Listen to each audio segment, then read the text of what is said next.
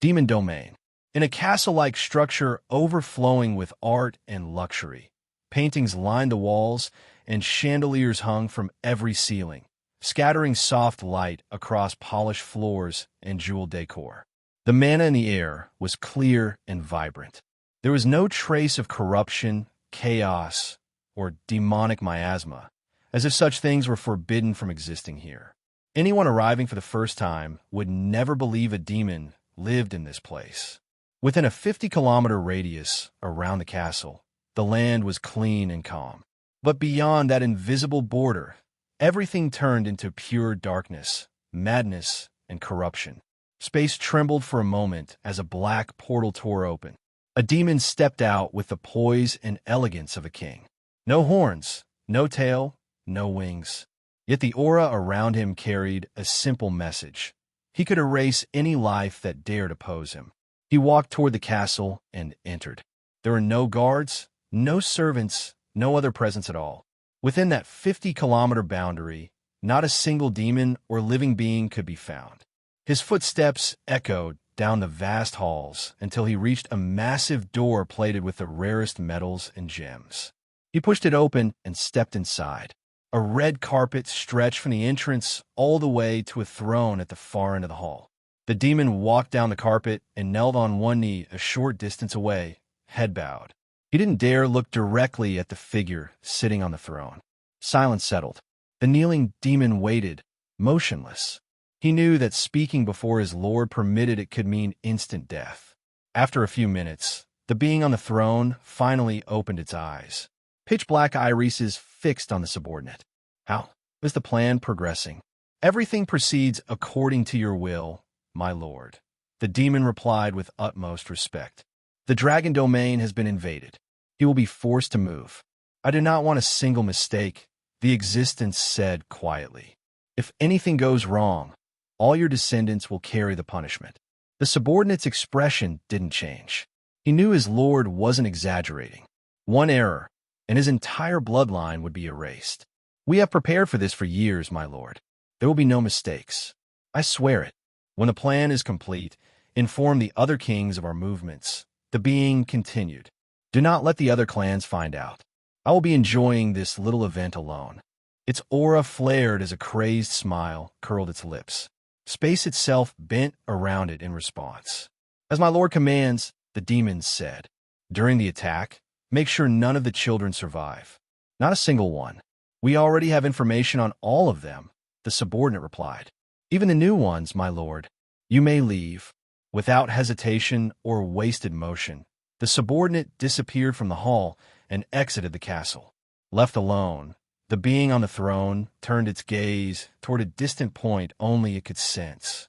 I hope you enjoy my gift when you return, it murmured. Let there be chaos.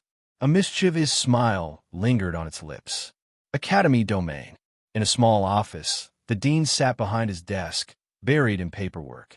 He signed and stamped documents with smooth, practiced motions, but his eyes were tired.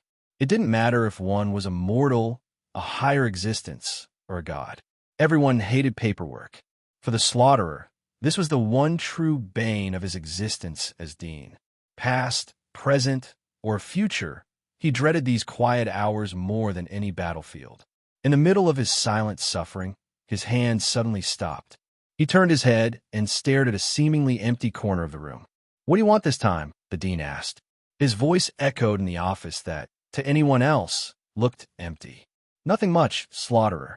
Can't I visit a fellow dragon in arms? Another voice replied, calm and amused, as a man stepped out from the shadows and became visible. You know this isn't the dragon domain, the dean said flatly. You can't appear and vanish here just because the Dragon King says so. In this place, I have the right to attack and kill you without consequence. This is my domain, not the Dragon King's palace. I don't know why you love threatening people so much, the man replied, unfazed. No wonder your only friend is that vampire with the terrible detection skills. Even now, she has no idea I'm here. How does someone with such awful sensing become vice president? Yes, the Blood Empress really does have terrible detection skills. That's why Anthony could spy on her with his all-seeing eyes while she talked to Tiara, and she never noticed. But don't underestimate her. You'll understand later. Forget about her, the dean said. What do you want? Another order from the king? If so, you can turn around. I'm not answering his summons. This is more than a simple summons, slaughterer, the man replied, his tone turning serious. The demons have set their sights on the dragon domain. We need every capable hand we can get. We don't know what those worms are planning, and we need people ready to intercept the moment they move. The dean's expression darkened. Whenever demons attacked, it was never for anything small. Wherever they went, destruction followed. He didn't need to think long. If demons were moving, he had to move too. I'll be there by next week at the latest, he said quietly. I look forward to seeing your power on the battlefield again, slaughterer, the man replied. His body dispersed into mist and faded away. The dean sat alone once more, fingers tapping rhythmically on his desk. Demons were always relentless. If they were on the move, he had no choice but to respond. After a moment, a faint smile appeared on his face. The thought of battle stirred something inside him. His heartbeat quickened, blood rushing through his veins with barely suppressed excitement. Years of fighting, countless wounds, endless bloodshed and death, and yet his love for battle had never faded. After a while, he forced himself to calm down and look down at the stack of papers again. For once, he picked up his pen with a bit of enthusiasm. If he wanted to reach the battlefield sooner, he'd better finish his paperwork first. 4 days later, the atmosphere among the first-year students in the academy was almost peaceful. In just 4 days, most of them had burned through the resources they'd gained from selling their life balls. Cultivation ranks had risen across the board. Some had invested in better cultivation manuals to increase the speed at which they absorbed mana. Others bought skill books, arts, and techniques. Many picked up grimoires and research notes to deepen their control over their elements and refine their combat sense. A few rented special cultivation rooms with dense mana, where, paired with a good manual and decent talent, cultivation soared like a rocket. There were even time dilation rooms, similar in principle to Anthony's Divine Realm, though nowhere near as broken. The cost, however, was brutal. Just an hour of real-time inside, one of those rooms cost so many academy points that even the food Anthony and his friends ate on the 4th floor of the cafeteria looked cheap in comparison. The longer you stayed, the more ridiculous the price became. This academy holds elites from all over the world and has the backing of all major powers. Any resource you can imagine, it probably has. So yes, time dilation rooms exist. As for why the true powerhouses don't rely on them, the rooms are too small and too weak. Their lifespans, perception of time, and insight are on a different level entirely. To them, low-grade time rooms are trash. To everyone else, they're priceless treasures. And no, don't compare your mortal, short-lived sense of time to how time is understood in this world.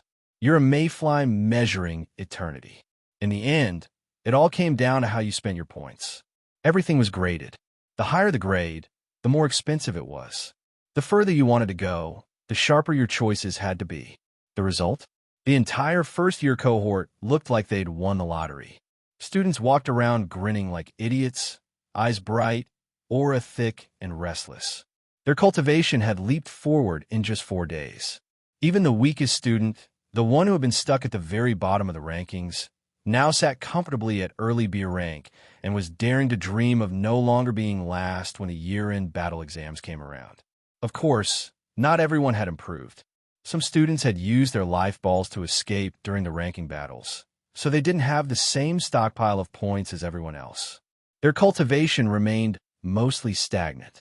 No new arts, no techniques, no high-grade manuals. They watched the others with clenched jaws as powerful auras walked past them everywhere they went. The pressure was suffocating. If they didn't find a way to earn points soon, they'd be hopelessly left behind. This generation really was worthy of being called a golden generation. With enough resources, you could make anything fly. If there had been pigs in the academy, even they might have been flapping around at high rank by now. Those who had originally planned to keep their life balls forever, treating them as trump cards for life and death situations, eventually cracked under the pressure. They went to Professor Kevin and sold their life balls too, desperate not to be abandoned in the dust.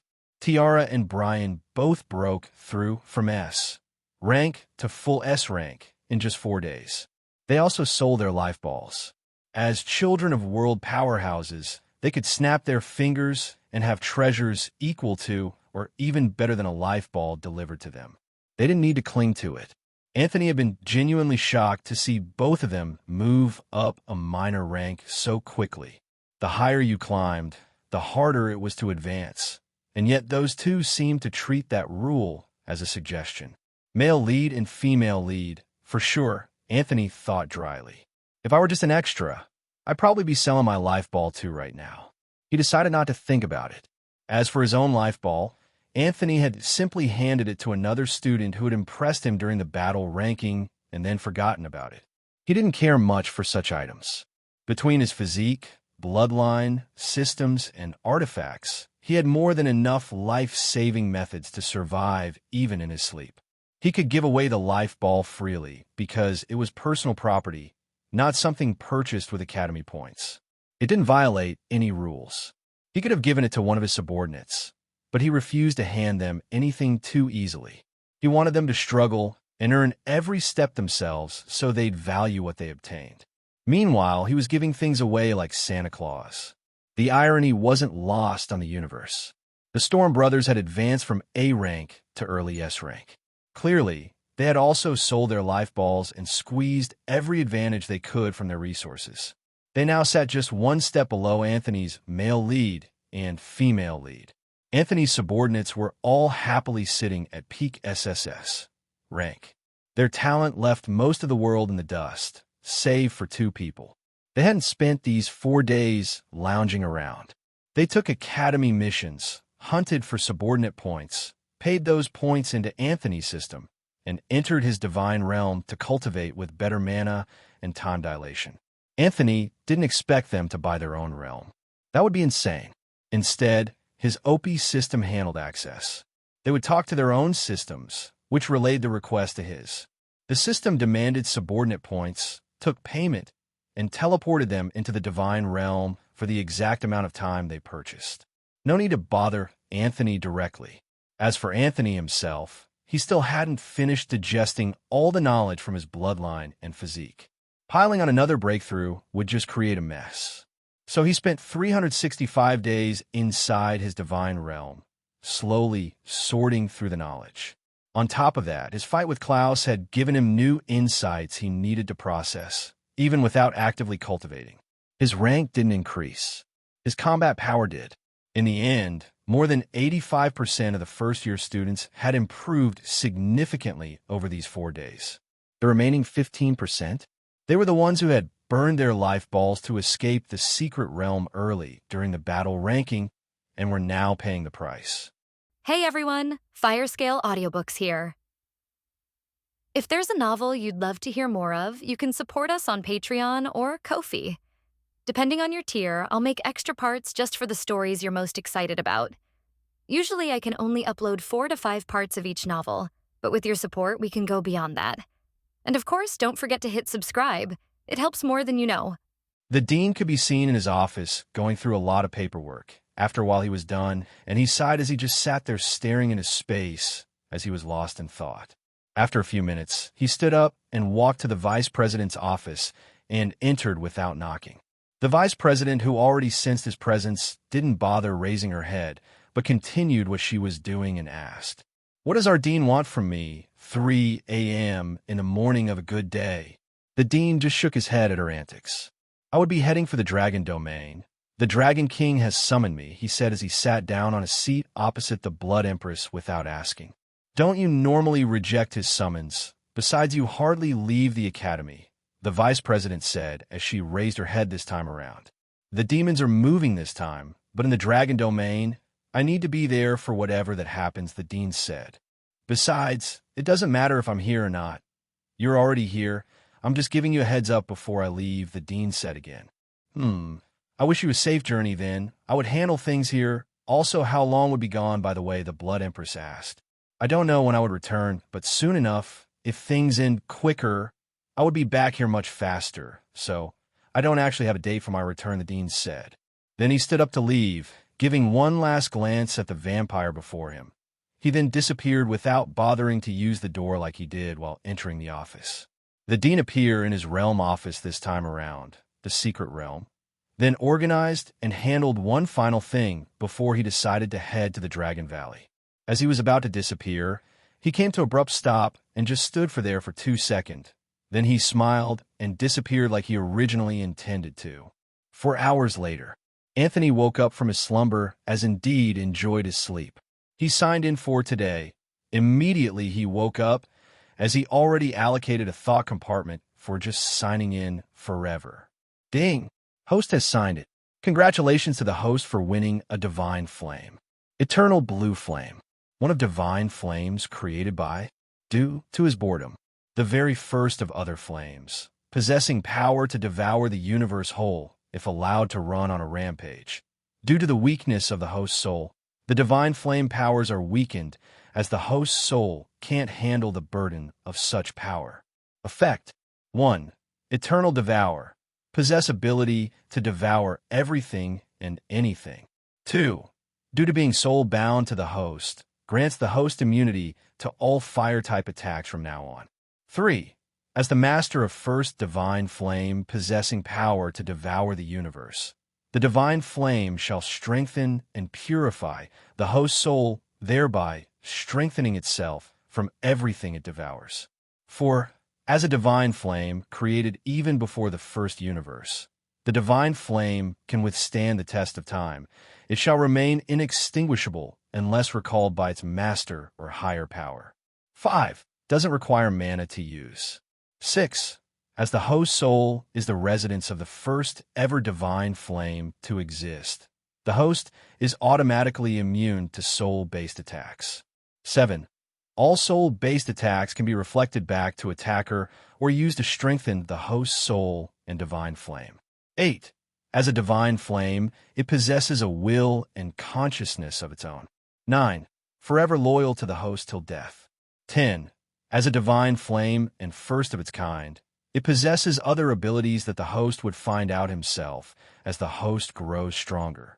Anthony was flabbergasted by the numerous messages flashing his eyes, but before he could rejoice, another message followed. Summoning the Divine Flame. Creating space-time barrier to shield the room and hide information. The Divine Flame makes an entrance. Anthony didn't even feel space and time move together to create a barrier due to his low control and mastery over such elements. But his sense dome was able to pick up some subtle changes. Everything immediately dyed blue and everywhere trembled. Every single thing in Anthony's room was immediately set aballs by a fierce blue fire, and it all disappeared like it wasn't there. Even space caught fire in itself. If not for the space-time barrier created by the system, the world itself would have been destroyed in less than a millisecond with no life able to resist, no matter what power they held to resist. Anthony's entire being screamed death right now, but he didn't move an inch as everywhere was literally dyed blue in flames aside from 1 meter around him. He had felt death yet again, first from Trucken, second from Klaus, and now from a Divine Flame. Space-time barrier shattered apart as it had no strength to hold back what was about to step out into this world. A man with golden hair and golden eyes and eyes lashes standing within space with regal bearing that of a monarch appeared. Time dared not move in its presence.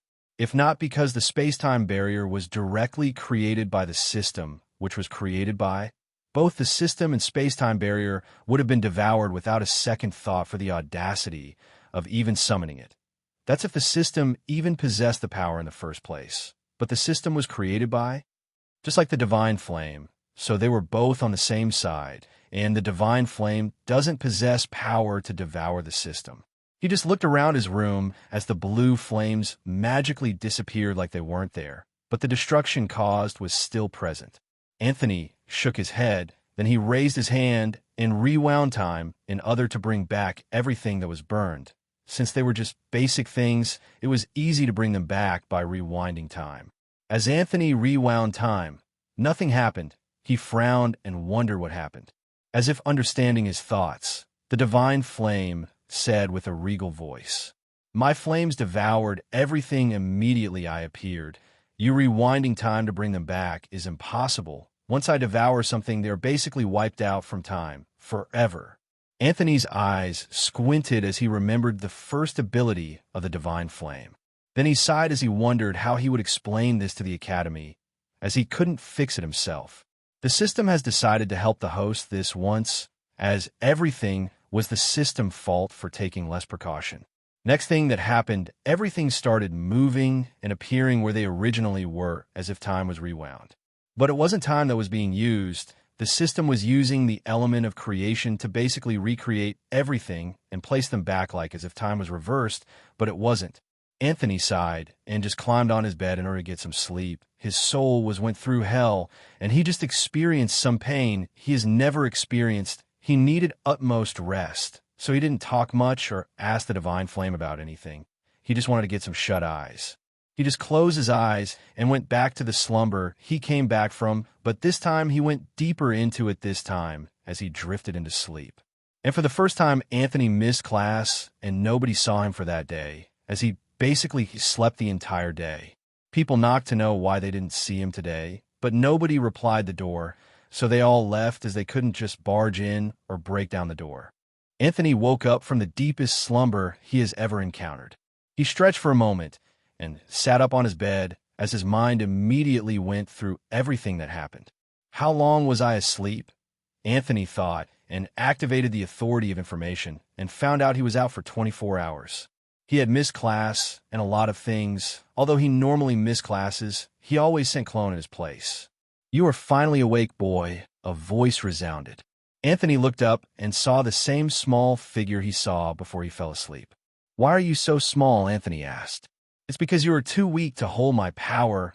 Now I've lost all of it, and I'm now this small, so be fast and become strong."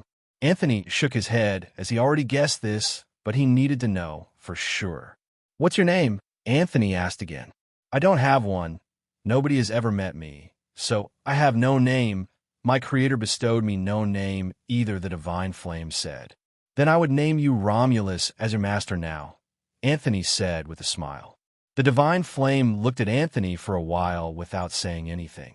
Then it sighed and just nodded, then disappeared without saying anything. Anthony shook his and decided to get ready for class, as it was already 8 a.m. in the morning. After dressing and getting ready, he stepped out of his room. He walked towards class and entered as he met the rest who were already in the class waiting for the professor. "Look who decided to join us today," Bringer said as he and everyone looked at Anthony. Anthony simply shook his head and went to sit as his usual seat. "Is there a reason you didn't come yesterday? You missed class for the first time?" Donna asked as she wondered why he missed class. "Nothing much, just personal training, and that's all. So I just got tired and decided to take a day off. I have been working too hard," Anthony said with a straight face. "Well, with the amount of academy points you have, even if they take points, it won't affect you. But I'm sure with your excellence, the professors won't deduct a point," Spectre said. They discussed amongst themselves as they waited for the professor. Hidden location. A man could be seen with happiness on his face as he walked down the staircase to an underground that was hidden very well. He got to a wall and performed some movements, then infused his mana into it. Then, with clicks sound, the wall opened up. He walked in, and the wall closed behind him immediately. Then the man casted a magic spell and illuminated the room, then looked at the magic circle on the floor and inspected it one last time before he began whatever he was going to do here. He took out an artifact which looked like a black stone and crushed it. Space trembled as everywhere became sealed so that nothing happening here would leak out. He came to the magic circle and took out many mana stones and placed them on the magic circle and activated it. Mana moved from the atmosphere and the mana stone into the core of magic circle, and it released a bright light. Space at the center of the magic circle bent as a portal opened up and stayed open for a few minutes.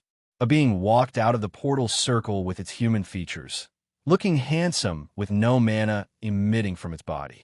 But it wasn't a human, it was a demon in a human disguise. The demon looked at the man who summoned him with a cunning smile.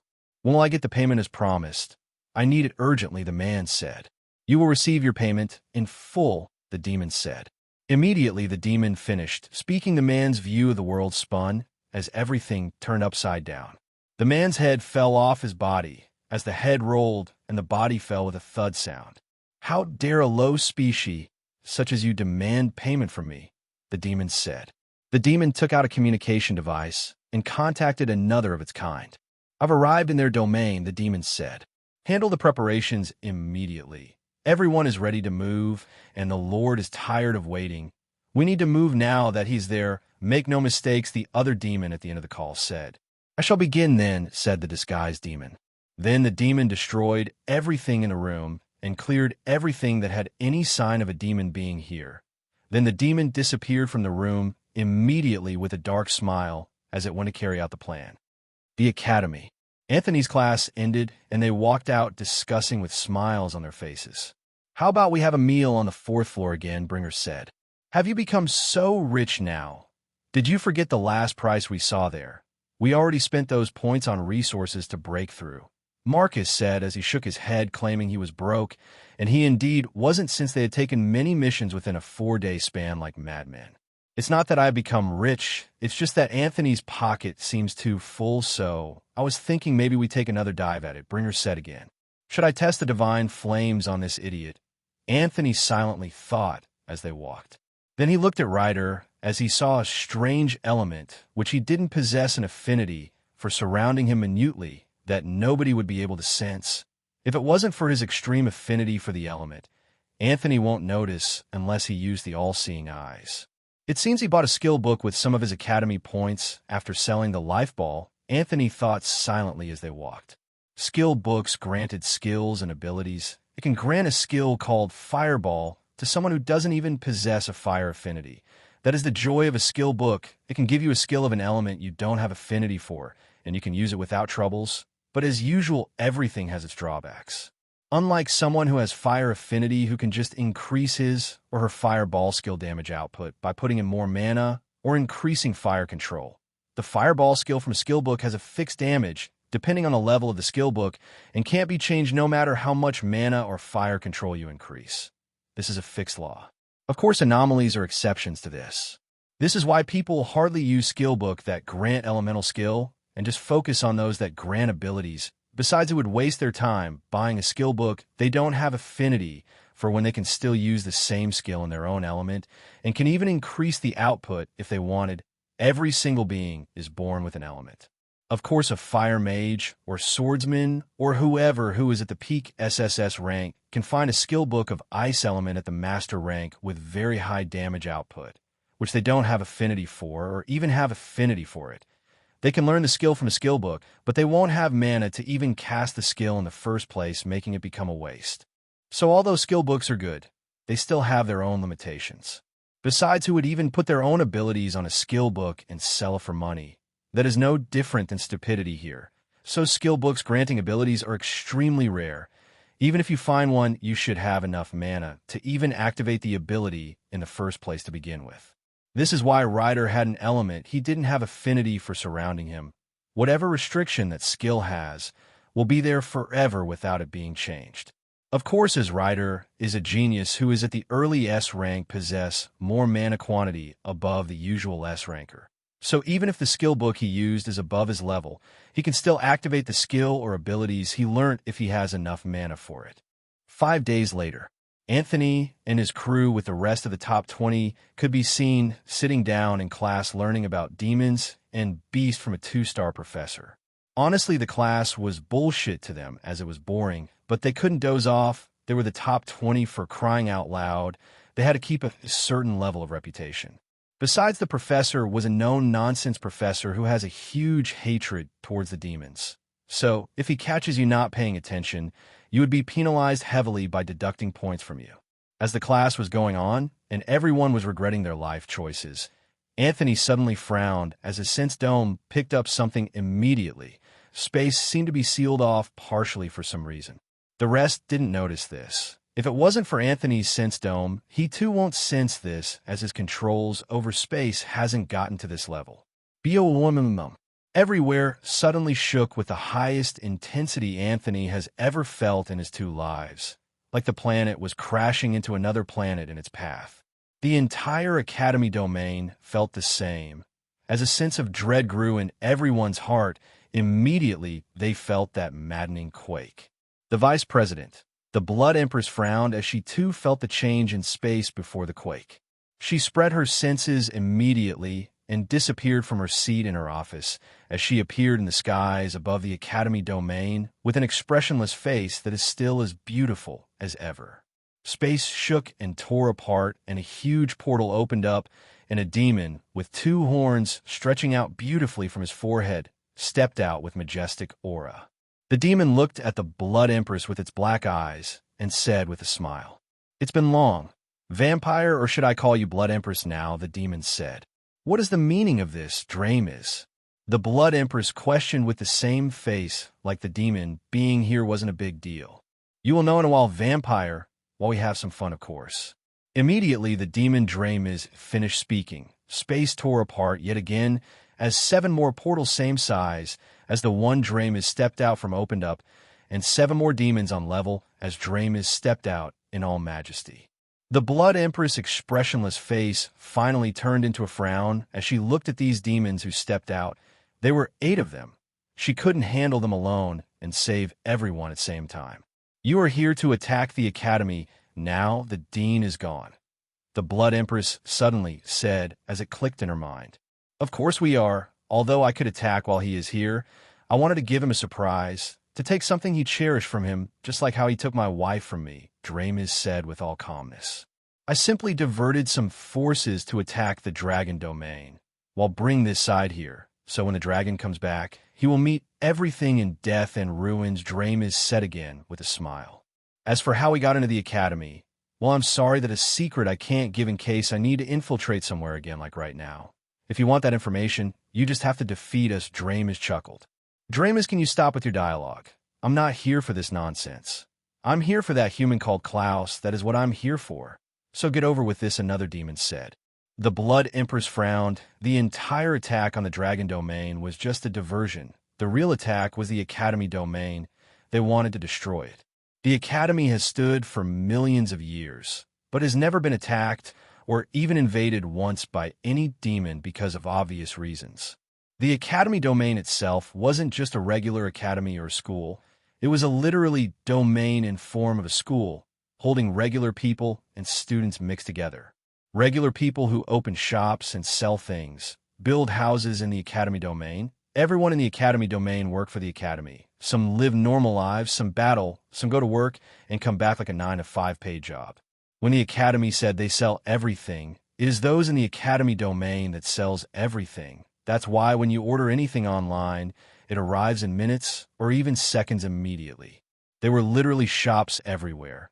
And the only currency in the Academy domain was the Academy points. So those that can't afford to eat in the Academy cafeteria eat outside with their points in places they can afford. The demon's attack here wasn't just about destroying the Academy. Millions of people live here, and they would all die. This is why the Blood Empress is frowning. There were too many lives to save. The collateral damage would be immense. Not to even talk about the students of the Golden Generation who were present. Their deaths would affect a lot of things. Shall we begin, Blood Empress? I hope you love my gift, cause it would be a destructive one after all, Dramis said, and immediately activated an artifact. The entire space surrounding the Academy domain rocked for a moment before it stopped. Then suddenly space folded in itself as hundreds of portals opened in various locations in the Academy domain. Demons ranging from the lowest rank of F rank to the height poured out like water from these portals endlessly without a stop in a frenzy as they all wanted bloodshed. Then space quaked again as space was sealed of again, preventing anyone from coming in or leaving the Academy domain, besides the demons flowing through the already open portals. The Blood Empress face already returned to her normal expressionless state after she initially frowned. She could easily teleport every single living being in the Academy domain out of the Academy domain simply using her space magic. But the Dramis already knew this, hence sealing space, making teleporting in or out impossible. But teleportation within the Academy domain worked just fine. The demons pouring from the portals didn't need any instructions. Immediately they all came out. They immediately went into destruction and carnage frenzy. Dramis looked at the Blood Empress and said while laughing maniacally, "Ha ha ha ha! How is my gift, Blood Empress? Do you love it? I bring to you the beauty of chaos." The seer's room. The seer sat down with his blindfold still covering his eyes. He was munching on some popcorn with some fruit juice on a table. Then he substituted his blindfold to a sleek pitch-black sunglasses. What was happening right now was no different than a cinematic show to him. This is why I love the demons. They know how to put on a good show, something actually worth watching. This is what they call a live match, isn't it? He laughed happily as he held his popcorn real close as he waited for the match-up to begin. Excitement flowed through his core. "I haven't seen your power in a few decades. Oh, Blood Empress. Refresh my mind. Refresh the demons' minds.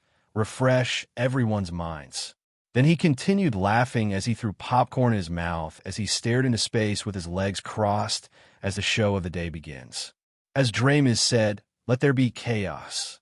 The 8 demon powerhouse were still standing on air, while watching the Blood Empress, trying to see what her response will be to no backup.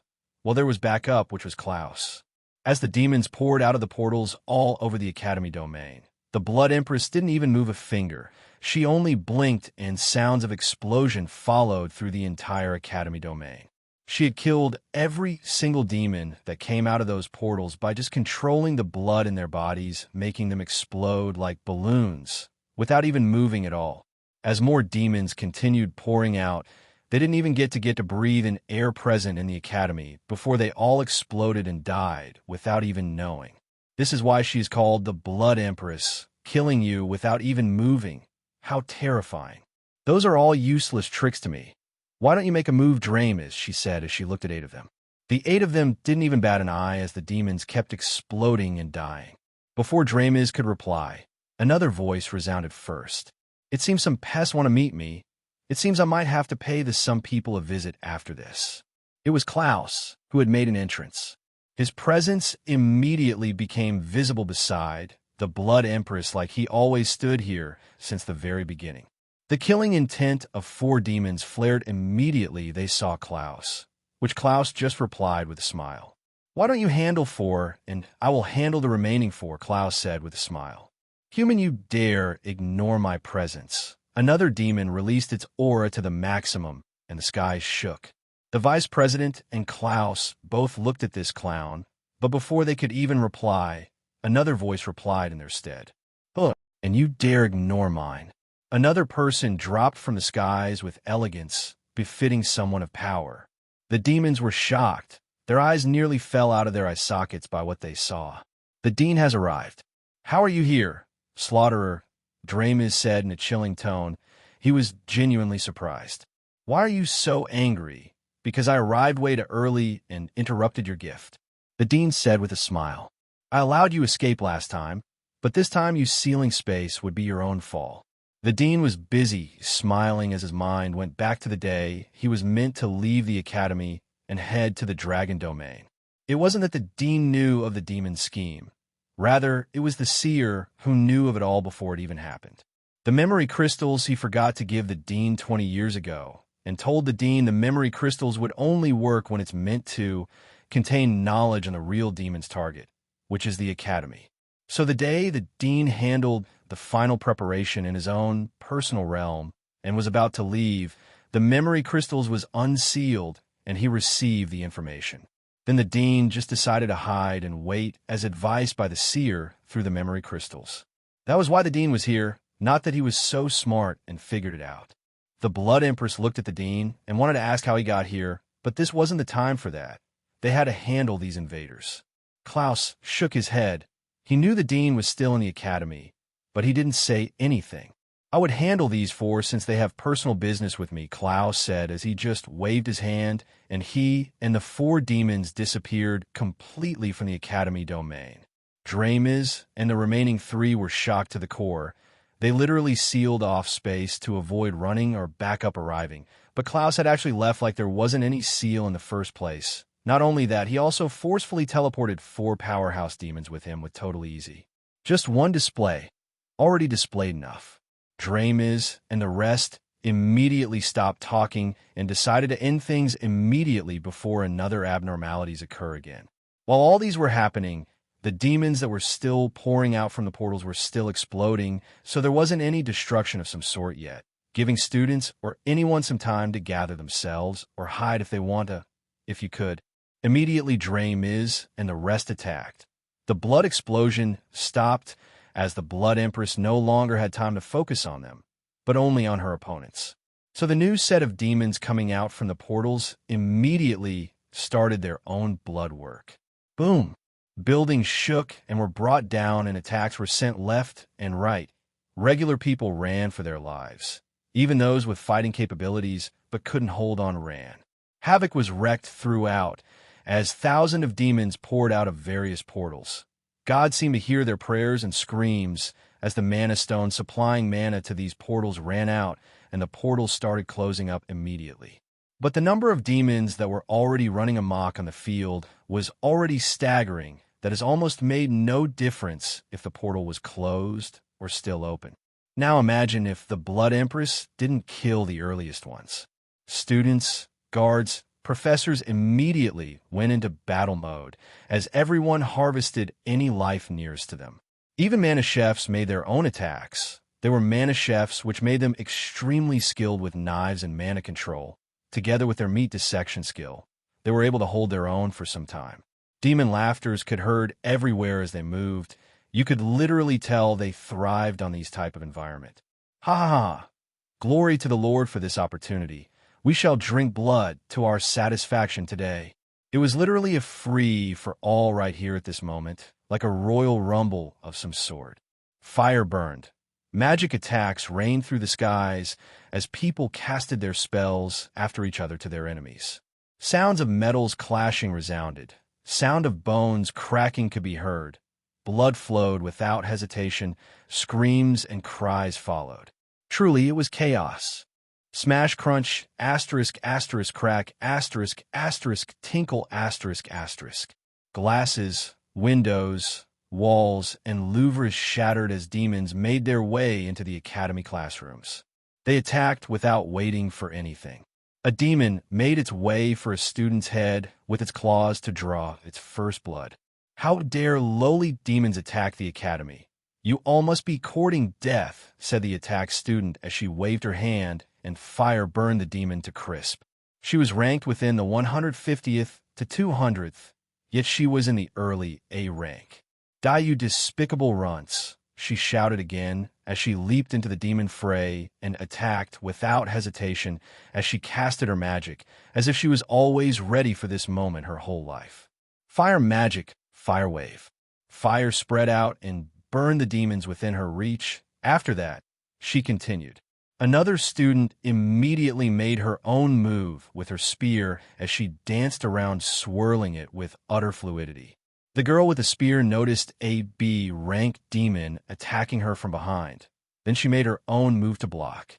Spear art, light deflection. She deflected the attack, which landed on another demon.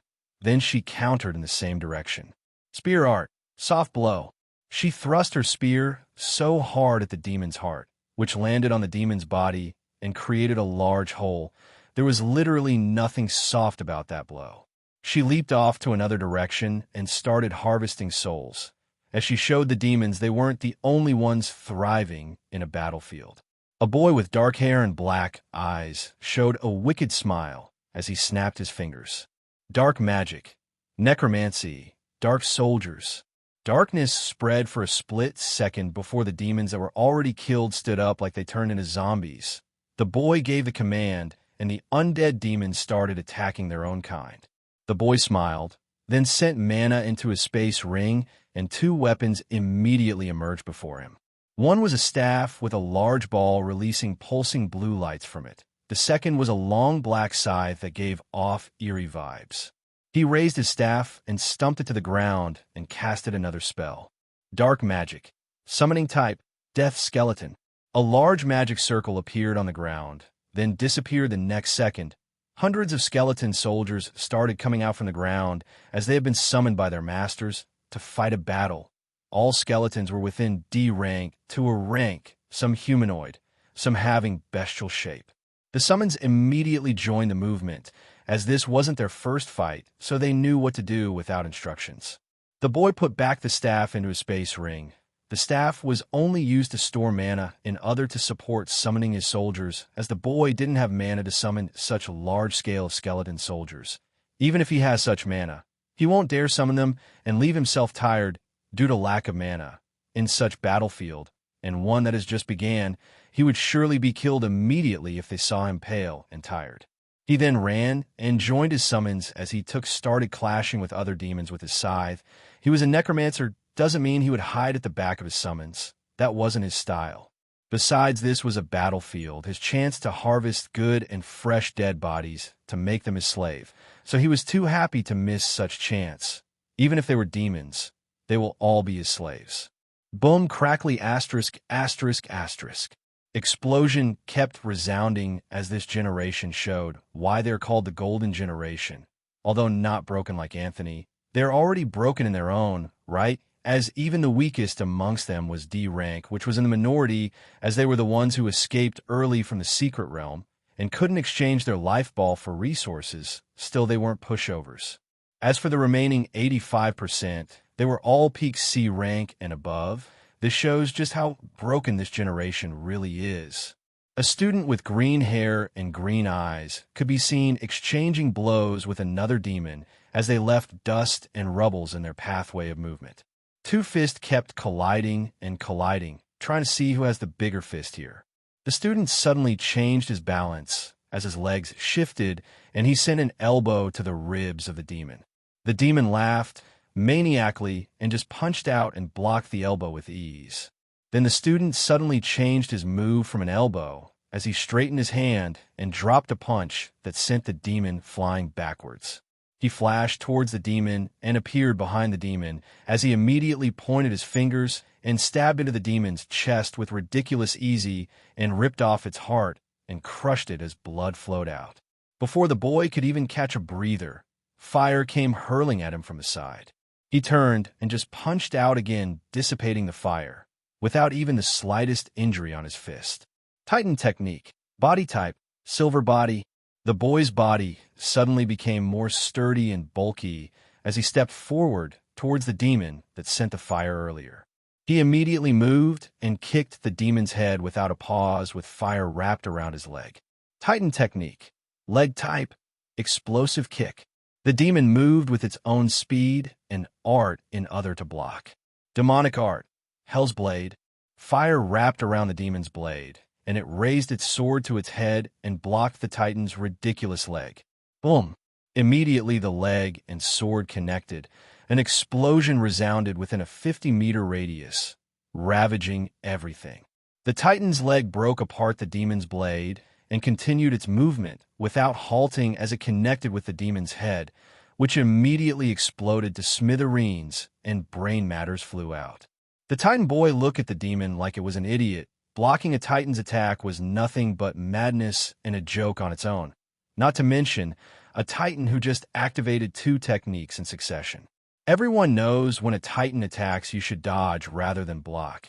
Unless you have a stronger physique than them due to higher rank, or you just possess another physique higher than theirs which was rare, or at least have something that can tank their attacks easily and won't fall apart. Although the demon was higher in rank than the Titan boy, its physique wasn't quite there yet to be able to hold back a Titan physically. The boy shook his head at the idiotic dead demon and disappeared from his spot. A handsome elf boy stood on a roof and kept shooting arrows and arrows that had wind wrapped around them and other to increase the arrow's speed and strength. Demons continued falling from his arrows as he constantly changed locations, so the arrows came from various locations without accurately pinpointing where it came from. A demon seemed to catch his movement as the elf shoot 5 arrows at once. Stupid elfin rat, the demon shouted as it shot up and scaled the building and met the elf boy with an attack of its own. Wind immediately enveloped the boy's feet as he activated a movement art and dodged with utter ease. As he was still in the air dodging, he drew his bow and released 3 arrows with utmost efficiency. Sounds of arrows leaving the bow string and flying across sounded between them. Swish, swish, asterisk, asterisk, asterisk, twang, asterisk, asterisk, twang, asterisk, asterisk. The demon raised its saber and swung at the incoming arrows and blocked them all. The demon moved again, channeling chaos into its legs as it increased its own speed to match the elf. The demon arrived at the roof of the building the boy was standing and cleaved with its strength, aiming for the elf's head. The boy smirked, then dodged again without trouble. The demon followed up again as it continued to swing its sword at different directions, but the elf boy continued dodging with just pure speed and didn't bother blocked any of the attack. The boy activated his movement art again, then disappeared from his place and appeared far away in the air as he aimed at the skies and activated an art as he shot a single arrow this time. Elf art, wind arrow shower. 50 arrows made of wind rained down from the skies with maddening speed, solely aimed at the demon. Petty tricks, foolish tree boy, the demon said as it made a move of its own. Sword art, firm stance. The demon's legs seems to become planted and more firm on the ground as swung its sword with more speed and firmness. Clink, clink, asterisk, asterisk, asterisk, tink, asterisk, asterisk, tink, asterisk, asterisk, asterisk. The demon cut apart the wind arrows and deflected some as they landed on the roof of the building, bringing up dust that covered up the demon in its sight. Elf art, wind displacement. Wind immediately swallowed up the elf boy, and he vanished soundlessly with an arrow in his hand with a cruel smile on his face. As the dust cleared up and the demon was about to make a move again, it suddenly came to a stop as its danger senses screamed, but before it could react, an arrow already penetrated its head. Thud! The demon's body hit the floor, the dust cleared up, and the elf boy could be seen standing there behind the demon. The wind arrow shower art wasn't meant to attack the demon, but distract the demon and raise dust to cover the demon's sight. Then wind displacement was an elf art akin to teleportation, but wasn't teleportation, but it provided instantaneous movement, which he used to appear behind the demon and stab the demon immediately with the arrow in his hand.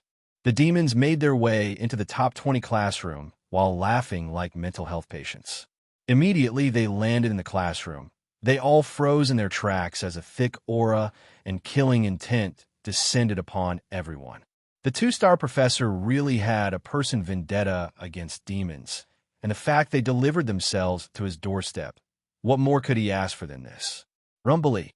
Everywhere glowed white for a second, and every single demon was diced into 1,000 fine pieces each.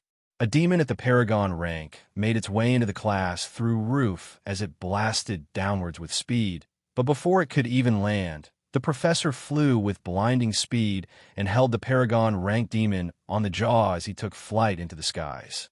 Other demons made their way towards the remaining students without hesitation. A demon shot down 100 spikes at Anthony from his hands.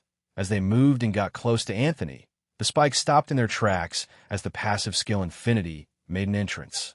Anthony, still seated without moving like the Academy domain, wasn't just invaded, looked at the demon who dared to attack. His eyes were so pure like they were radiating blue lights. But what was behind those eyes shouldn't be attacked nor touched. The spikes immediately turned and attacked the demon immediately after it was stopped by Infinity. The demon couldn't dodge as it was pierced in 100 different places by its own weapon. Spectre immediately dashed at the hordes of demons and drew his katana, each swing ripping apart the flesh of a demon as blood splattered, and he smiled. Clement didn't say anything as usual and just disappeared from his place and went on a rampage as he was ready to test the new ability. His physique awakened as he stepped into the SSS rank. This was the perfect place. The temperature suddenly dropped to the lowest everyone has ever felt. They even felt the coldness seeping into their bodies and bones without Vivian even trying. The ice element changed state according to her emotion as she was truly enraged. Her parents fell at the hands of a demon, so any demon she saw was to be killed on sight. No questions asked, no delay of any kind. The entire classroom building instantly froze in entirety together with all demons in that whole building, as even others outside the building even felt the chill. Then the building and demons then exploded into bits as the entire building parts were sent flying in different directions.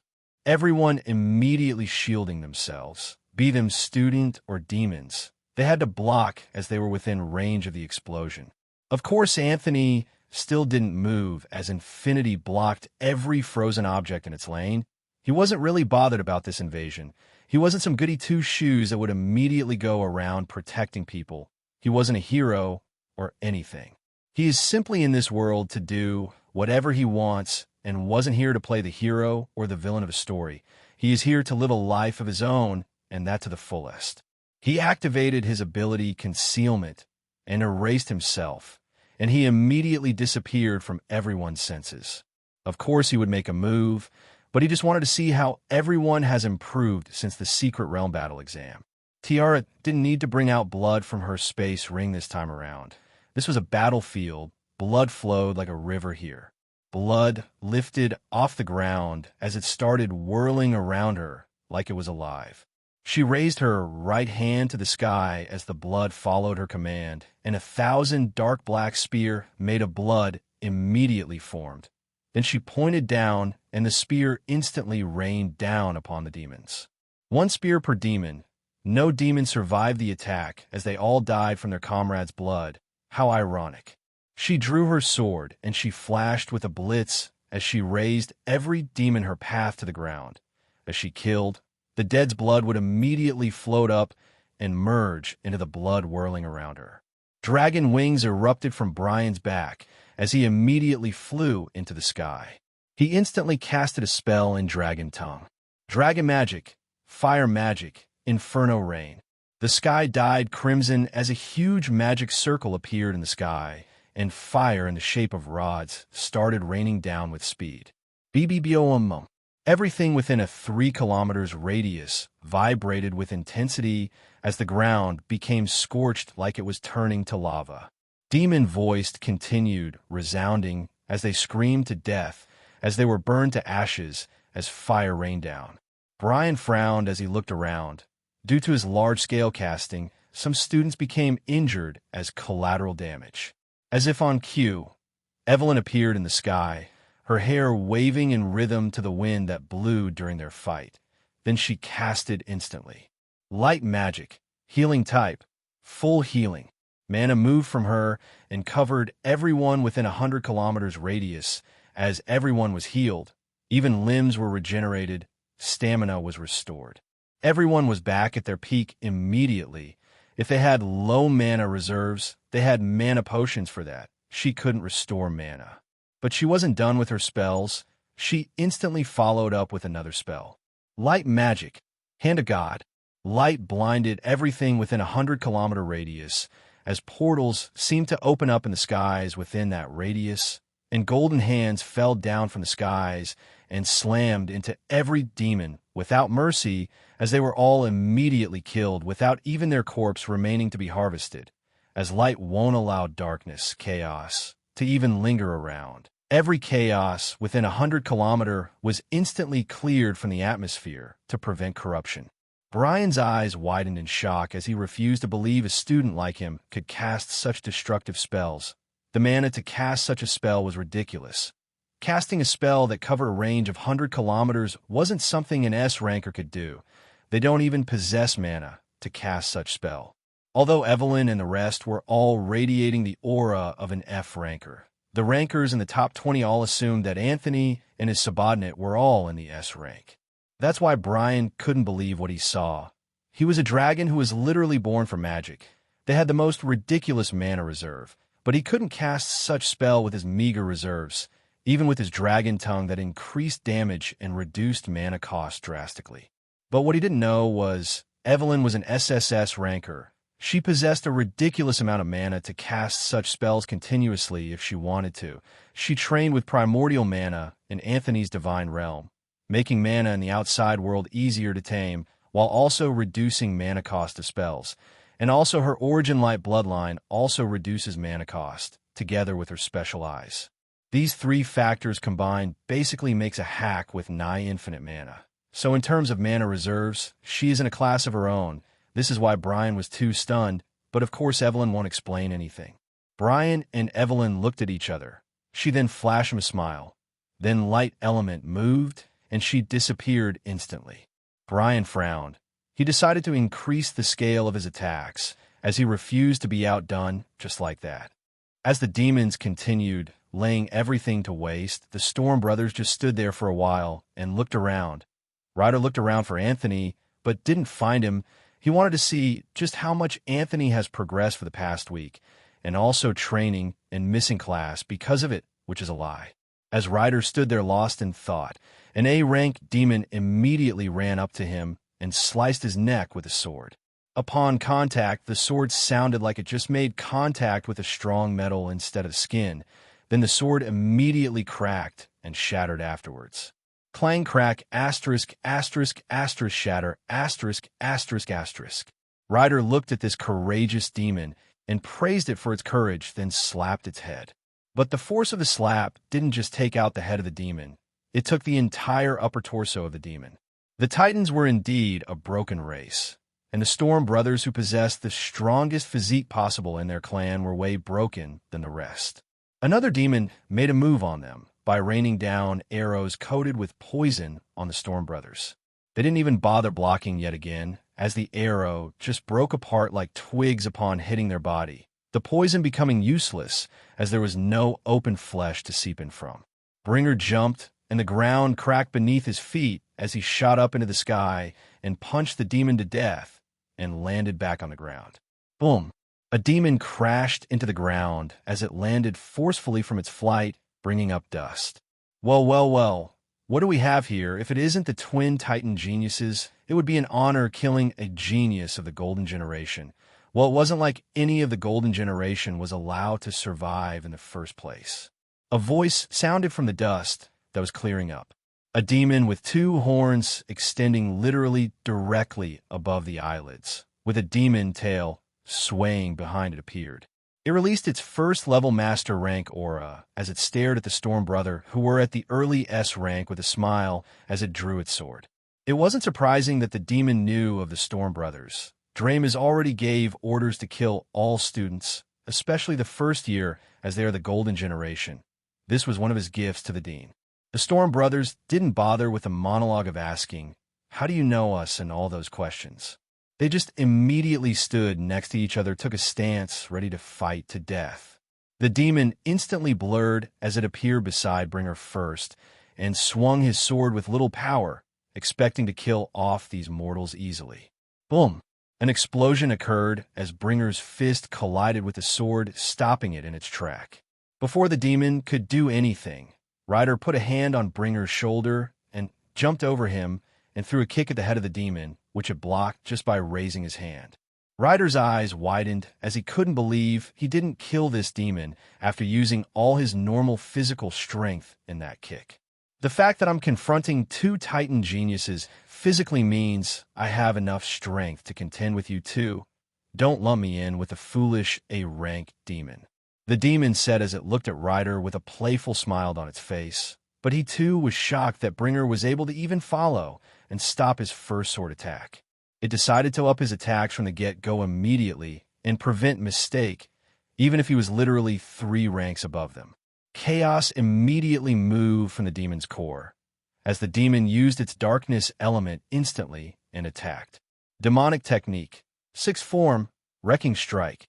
The demon slashed with a rocketing speed, and Ryder and Bringer couldn't react on time as they were both too close to the attack. This was literally a point-blank attack. Ryder instantly used the skill he got from the skill book he bought days ago from the academy, which Anthony sensed when he saw elements Ryder didn't have an affinity for surrounding him.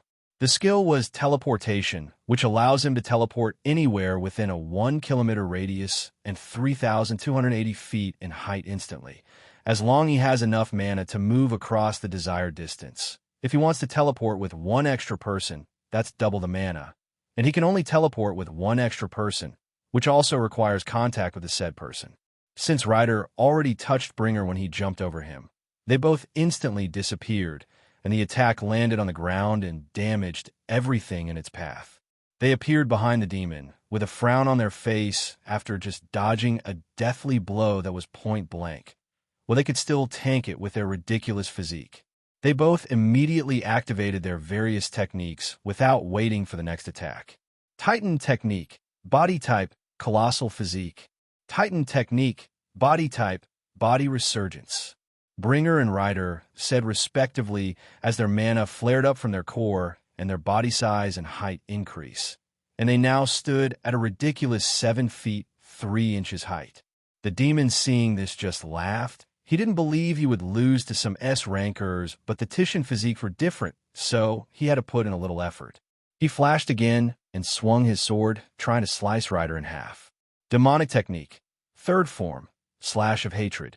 Space trembled as the demon attacked with darkness element attached to his sword. Earth element moved and condensed around Rider's fist as he deployed his technique. Titan technique, fist type, rapid punch. Rider punched out and met the demon's sword head-on as a devastating impact wrecked everything to shreds. The force from Rider's fist sent the demon flying as it didn't expect such outcome. A thick red energy enveloped Bringer as his speed immensely increased as he dashed to the demon's position instantly. Bringer technique, energy manipulation, blasting palm. The demon tried blocking, but it was useless. The red energy covered Bringer's palm as he slammed it at the demon and sent it blitzing upwards with an immense force. Rider instantly started running up a 50-story building on all 4 climbs like an animal. After he got to a certain height, he teleported and appeared above the demon, who was now floating high in the sky due to Bringer's attack. Rider smirked as he appeared, and mana moved immediately at his command. Titan technique, leg type, Heaven's Fall. Rider dropped his ridiculous weight and strength onto the demon's back with his legs stamping into the demon back as they dropped from a ridiculous height in the sky and rammed into a 50-story building through the roof and kept breaking through every single floor till they made it to the last one. Boom! They created a ravine as they landed on the ground, and smoke and dust covered everything. The building collapsed from the immenseness of Rider's technique. Above the sky, Anthony smiled at everything he saw. Then he said with a satisfied look, "I guess it's time to make an entrance. Have you decided to stop hiding?" Romulus said as he looked at Anthony with an expressionless face. "I was never hiding. Just wanted to watch this like a movie, like a certain someone," Anthony said as he glanced at a particular direction with his deep blue eyes as he peered through space. Watching these fights from animes and reading them in manhwa and novels are really interesting. But a live version is a different kind of feeling, Anthony said with a smile. Anthony stood up from the seat he was initially sitting on, and the seat disappeared. Then he canceled his concealment skill. While floating in the sky, he looked down on everyone. Then he smirked and released a thick killing intent that sent a chill down the spine of everyone from the Grandmaster rank down to the lowest rank. Even the Paragon rankers felt a sense of dread and death coming from Anthony, but they could still handle it. But as for the rest, they were all trying to release their own aura to escape the pressure. Anthony's white hair bellowed as he spoke like a god of some sort with his voice echoing. "It seems the demons are presumptuous these days. I shall pass on judgment." Everyone looked up at Anthony with their eyes glued on him as he spoke. "How about I abuse this infinite mana skill for once? I'm sure nobody would ask how I possess such mana for my age," Anthony thought with a smile. An incomprehensible, ridiculous amount of mana was immediately released from Anthony's body. Fire magic, mana zone, Nova Judgment. Mana roared furiously as the entire Academy domain was instantly tinted crimson as Anthony bestowed his judgment upon all demons from Paragon rank downwards. Only one word echoed in all demons' minds: death. Only one word echoed in the minds of the remaining species that fought the demons: beautiful. Fire didn't rain down from the skies like Brian's spell. The attack immediately materialized in front of every single demon within the Academy domain and instantly blasted and exploded them all without hesitation. An ear-wrecking explosion resounded throughout the Academy as the explosion was detonated at the same time. The Academy domain quaked for a second from the sheerness of the attacks. Space trembled repeatedly. Boom-a-rar, asterisk, asterisk, asterisk, eek, asterisk, asterisk, asterisk. Screams of the demons being exploded and burnt to death continued echoing as the spell ravaged them all. Even their bloods were immediately burned up as it flowed out. Everything was laid to waste and destruction. Buildings collapsed, glasses shattered upon impact. Ravines were created as everything was in ruin from the attack. Those watching couldn't understand how a first-year student could release an attack that spanned the entire academy domain. Such a feat was impossible. There is no single or even a fraction of possibility of happening, yet they all saw it with their eyes. The mana required, the control of mana and element required for such feat was simply impossible in the mortal rank. Everyone could sense Anthony's mid-stage SS aura, which he released together with his killing intent. They all saw he was in mortal rank. Even though Anthony is at the peak of the master rank, such an attack is still impossible for a master ranker, and even a paragon. Such was the beauty of Mana Zone. Just like how warriors awaken aura and use it to enhance themselves and their weapons when fighting, mages awaken the Mana Zone. But you don't just awaken the Mana Zone and aura at the S rank. The S rank was just one of the basic requirements to be able to awaken this power. The other requirement is talent. At the end of the day, it all comes down to talent, which shackle a lot of people. Even people with average talent can still awaken aura and Mana Zone. But just like mana control, aura and Mana Zone both require extreme control. You don't just awaken aura and Mana Zone and you're automatically done. You have to continue learning and increasing your control over these two skills, just like how you increase your mana and elemental control. But don't mistake mana and elemental control for aura and Mana Zone control. They're all different concepts on their own, which require a ridiculous comprehensive ability. Mana Zone allows mages to control mana around them, thereby allowing them to utilize more magic than they could normally wield. This mana can be channeled into their attacks to increase its size, damage, range, and number, also allowing them to manifest the attack directly in front of you, just like how Anthony did with the demons, allowing them to shoot attacks in any direction of their Mana Zone with utter ease. Mana Zone also allows mages to have greater reaction time. Mana detection, basically things able to be done with mana, becomes ridiculous strong.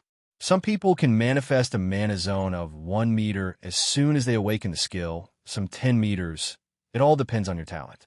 Your mana control can also boost your attacks inside said Mana Zone, making those with good mana control to be more ridiculously powerful.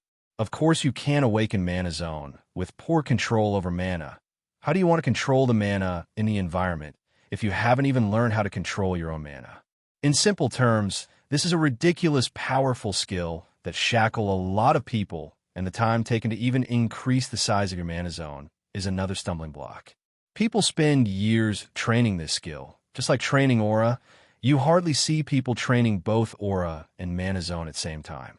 Just a single one of them take people their entire lives, talkless of learning both of them at the same time. Such requirements wasn't something people could handle. Of course, there are those that overestimate themselves due to arrogance and end up dying as a result of old age or other problems. So even if you have money to cultivate a pig to the highest level, at the end of the day, it's just a pig with a longer lifespan and nothing more, as people at lower rank who worked hard for everything would have more battle prowess, experience, and everything. Even if you have a treasure that enhances talent to an extent, 0 times 100 is still 0 at the end of the day. This is why Anthony added Mana Zone to his fire spell. Not that he needs such a skill in the first place. It is just a disguise that he used for his infinite mana skill. Releasing such an attack without a Mana Zone would be outrageous. If any demon escaped here, then his life would be a constant assassination theme party. But still, even with Mana Zone, it is still outrageous for someone at the SS rank to possess a Mana Zone so developed to cover the entire domain. Such a feat is impossible. But here Anthony did it with Mana Zone, which would at least reduce the incoming assassination attempts.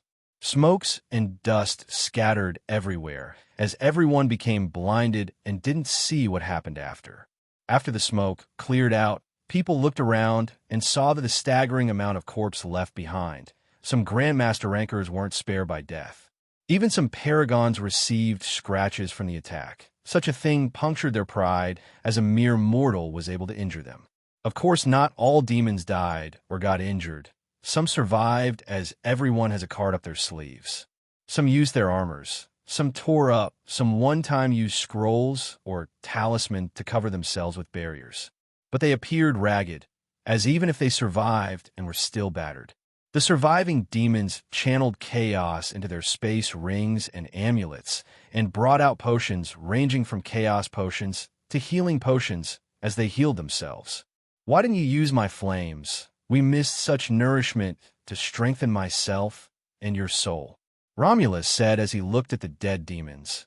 "Even the surviving ones won't be alive if Anthony used them." "Well, it's just for aesthetics. I mean, the sun is behind me, shining with a crimson hue upon everyone, and me releasing an attack of same color makes the battlefield, and I'm more beautiful. Besides, there are demons everywhere to consume. It's not like the demon domain would magically disappear," Anthony said with a smile, "as the demons have been attacking this world for millions of years, so he still has a lot of them to harvest later on." Romulus didn't say anything and just kept quiet, as indeed Anthony was right.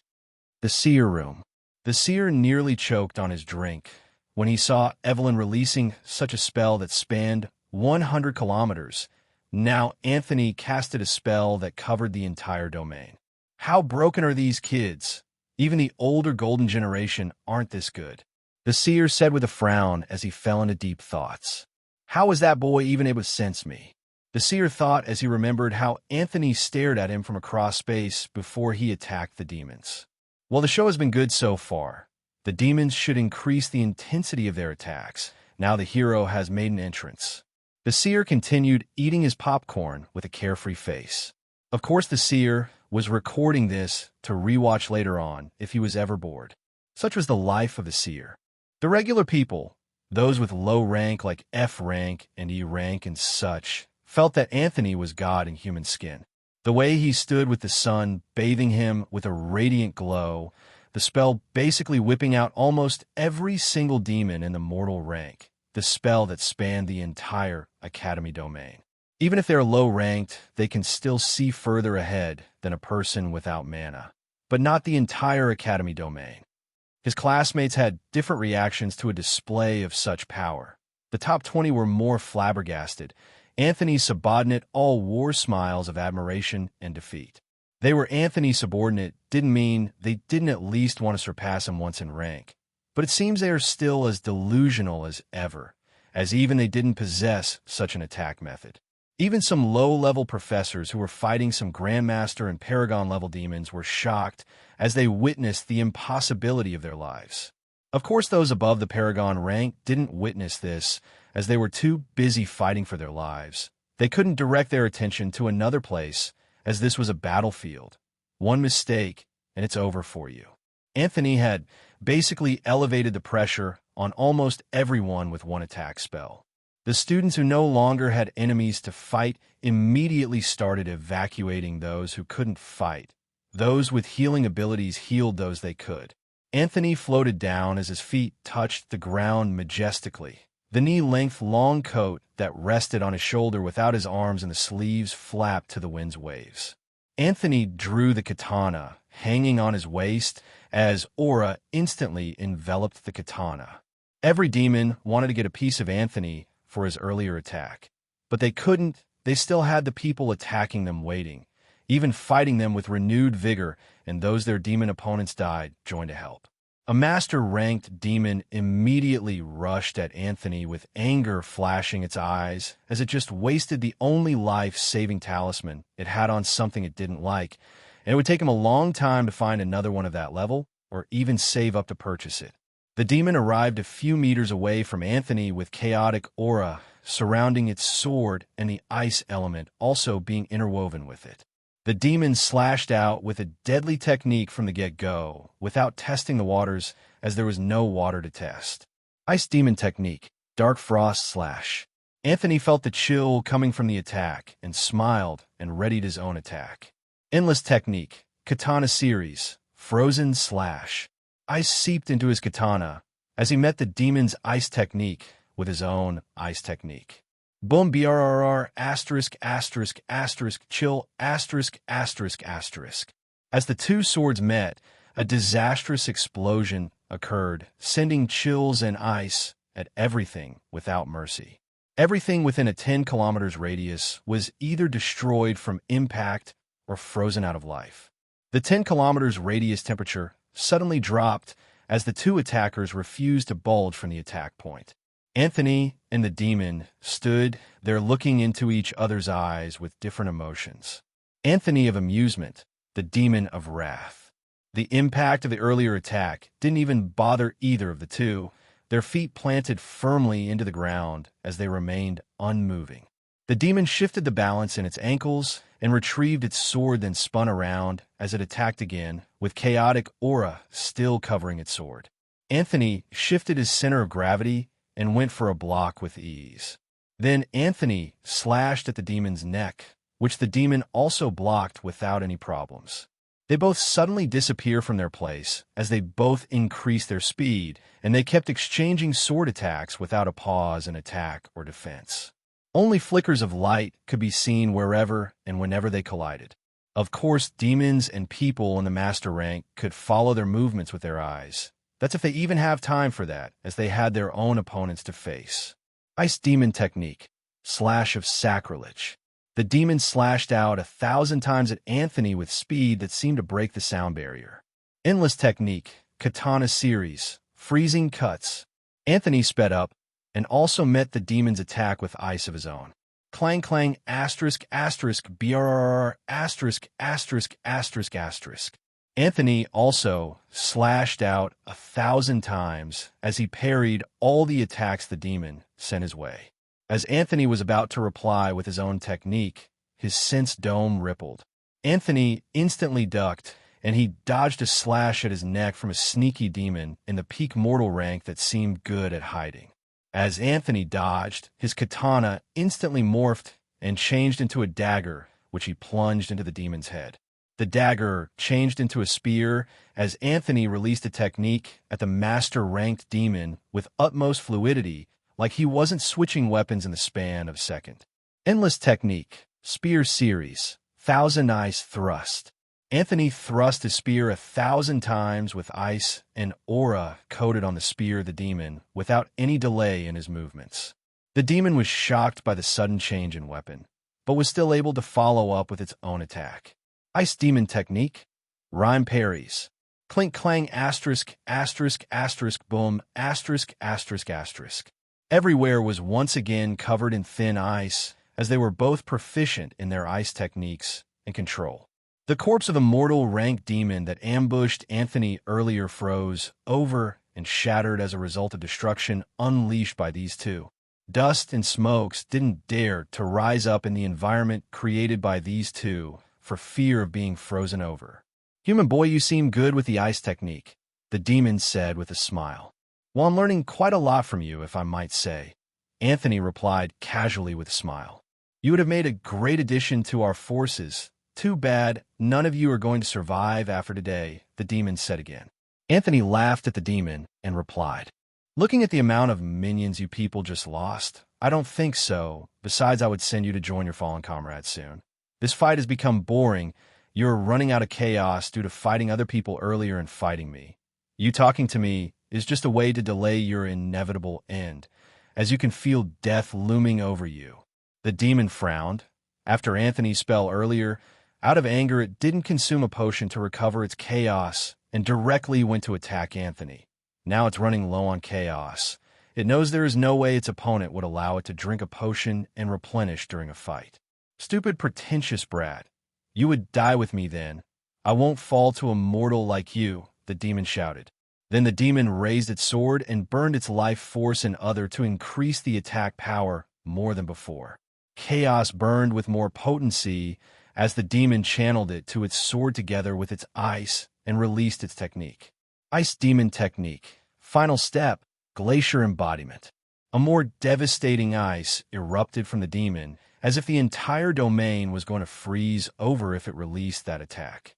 Space trembled as the demon channeled every last drop of everything it had in that one attack, as it was determined to bring Anthony with him to the death realm. Anthony smirked and raised his spear and released his own technique with increased aura and mana, to match the demons. Endless technique, spear series, swing of glaciality. They both looked at each other, ready to release their attack to see who would win, both having utmost confidence in their final attacks. They both simultaneously moved and unleashed their attack onto one another. The sword and the spear met each other with a devastating swing. BBBO.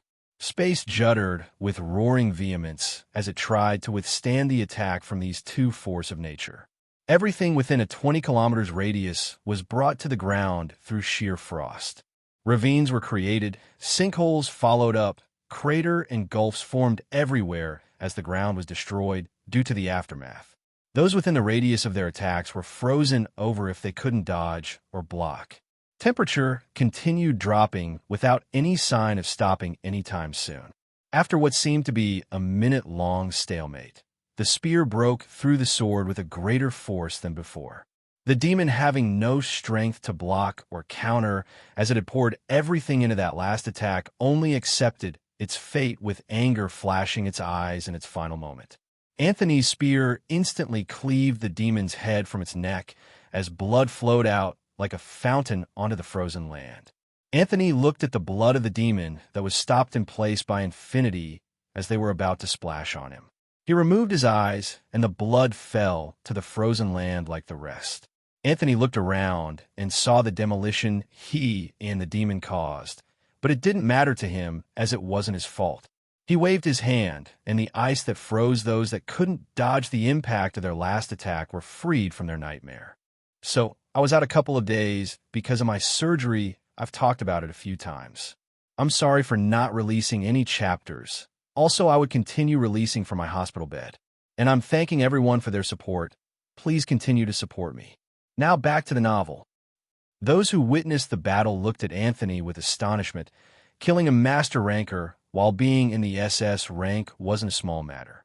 Although Anthony wasn't the first person to perform such feat, as many people already did such a thing, and even more as this world holds many geniuses, but witnessing it during your own time was a different type of feeling. An SSS plus rank demon released a frightening dark beam from its eyes and sent it towards Anthony. Anthony didn't bother blocking as the infinity did its job and stopped the dark beam in place, but the demon was relentless. It increased its intensity, but it was still futile. Anthony looked at the demon in shock as he fell into his thoughts. Why is a demon having Superman's ability here? Such a weird demon. This is the thing about innate ability. They are random, and not everyone can awaken them. Even if the strongest man and woman were to have a child, it didn't guarantee an innate ability. Everyone knows this. Just like Hariko, whose ability allows him to double his strength, speed, and mana, or Kevin, the Blood Emperor's brother, who possesses a unique set of eyes. Of course, having innate ability doesn't mean you are more talented than the others or anything. Well, depending on what your ability is, but at the end of the day, it's just an ability. Anthony took a step and started walking steadily towards the demon as it continued releasing the beam, which didn't seem to hit Anthony at all. Anthony then raised his right hand and held the demon's head by covering its eyes with his palm, making the demon unable to continue releasing the dark beam. Then he lifted the demon off the ground with a straight face and said, "You want to fry me to crisp with that beam? How about you have a taste of it then?" Mana and fire element moved as it burned the demon alive slowly. The demon's scream resounded within a few kilometers as it couldn't endure the pain as its flesh seared. After roasting the demon to death, Anthony dropped it and it fell to the floor lifelessly. What even gave this demon the courage after I just killed a master rank demon? Anthony thought as he walked away from the corpse. Anthony didn't walk too far as he sighted a boy with a scythe and a coffin, transferring the body of the master rank demon into that coffin with a weird smile. Anthony just shook his head and didn't say anything. He didn't want to judge anyone's weird hobbies. Then he saw the Storm Brothers fighting another master rank demons with smiles on their faces as they abused this demon. Anthony shook his head as he looked up to watch another show. The Blood Empress and two demons stood face to face. The two demons stared at the Blood Empress with death stares, but the Empress remained expressionless. The same thing was happening with the Dean as they stared at one another and about to make a move. Space magic, separate dimension. The Blood Empress cast it immediately as overwhelming mana moved and covered them, and created a new space within the Academy domain. Such a feat was truly a testament to her space control. Creating a separate space that was huge enough to hold people of their caliber wasn't a small matter. If they fought in the Academy domain, it would be brought down to ruins, and many more people would die from collateral damage. This is why the Blood Empress created a separate space, and also why Klaus simply left the Academy domain altogether. The four demons frowned as they saw they had been moved to another place. Well, they weren't really moved. They were already exiting in space, so the Blood Empress just created another space over that space. The Blood Empress and Slaughterer looked at each other and immediately moved with their own attacks. They both moved at the same time, as this wasn't even the first time they fought together on a battlefield. So they were in total sync. Slaughter Spear Technique. Third kill, Solar Thrust. Blood Empress Sword Technique. Second move, Death Embrace. Sword Intent and Spear Intent moved as they both released devastating attack on the four demons present.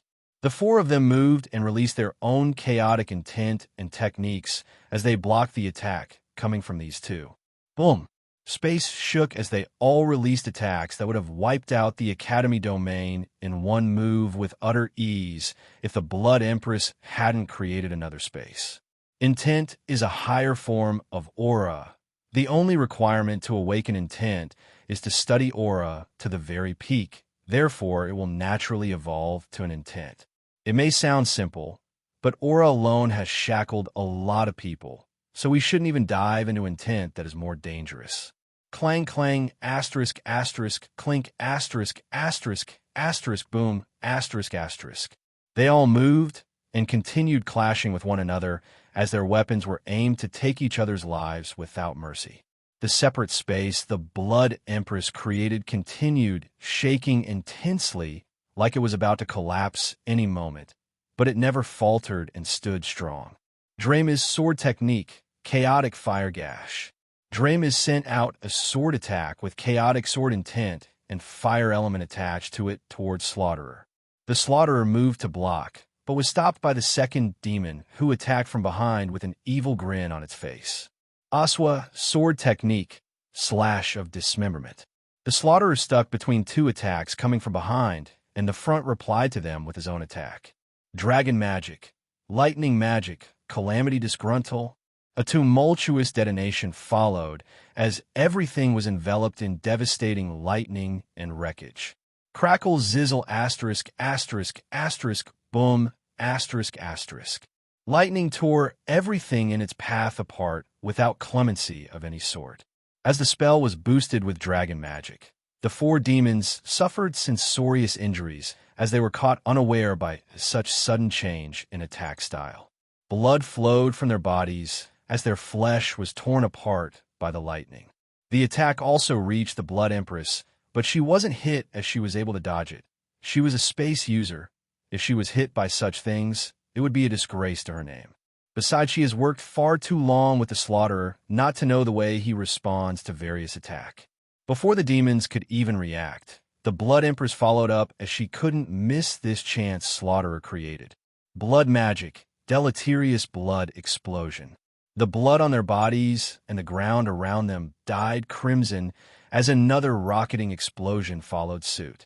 The four demons were sent flying backwards from the impact of the implosion. Truly, the dean and the vice president were bullying these four demons. Aswa balanced himself mid-air as he casted his own magic with anger. Dark Fire Magic, Raging Blaze. Everywhere instantly stained pitch black as his blazing heat flared everywhere with high intensity as fire roared. Beolmimum. Aswa really didn't go easy with the attack, as he was really angry at these two people. When the smoke cleared up, he saw that the two of them were still fine as ever. The Slaughterer boredly tanked the attack with his physique. He was a dragon. He has a certain immunity to fire attacks. Coupled with his ridiculous physique, such attack can't even tickle him, let alone injure him. As for the Blood Empress, she just simply teleported out of the way Although she could regenerate easily from injuries, it didn't mean she would become a masochist. Seeing both of them standing there like nothing happened made Aswa vomit even more blood as his injuries worsened. His eyes went bloodshot out of anger. The Blood Empress looked at the two demons who were here for her life. She shot forward with world-defying speed that made time seem like it had stopped in itself. Sonic booms resounded as she moved and arrived in less than a blink. I would name her Demons 1 and 2. Can't have a name for one-time characters. She arrived in front of Demon 1 and threw a punch that tore even space apart. As a vampire, her strength was no joke, further strengthened by her ranks and foundation. She was a force to be reckoned with. Demon 1 snorted as she too raised her hand as she threw out her own punch. Bam, bam, asterisk, asterisk, asterisk. Large explosion resounded as they exchanged fist for fist, showing that women were no less weaker than men. In a span of a breath, they had thrown out 1,000,000 attacks at each other with such speed. Demon 2, feeling forgotten, became angry and sped up as he arrived with blitzing speed. He sent a kick at the Blood Empress, who was simply unimpressed by the attack and just retrieved her left hand from Demon 1 attacks and used it to counter Demon 2. Biolimnum, wind barrier and pressure were ripped apart in front of these three attacks. The separate space continued quaking, but with higher intensity as everyone's aura flared up with pestilential intensity. Then the three of them went into straight hands mode, with Demon 1 and 2 flanking the Blood Empress at both sides. The Blood Empress used her right hand to fight and counter Demon 1, while the left hand was used for Demon 2.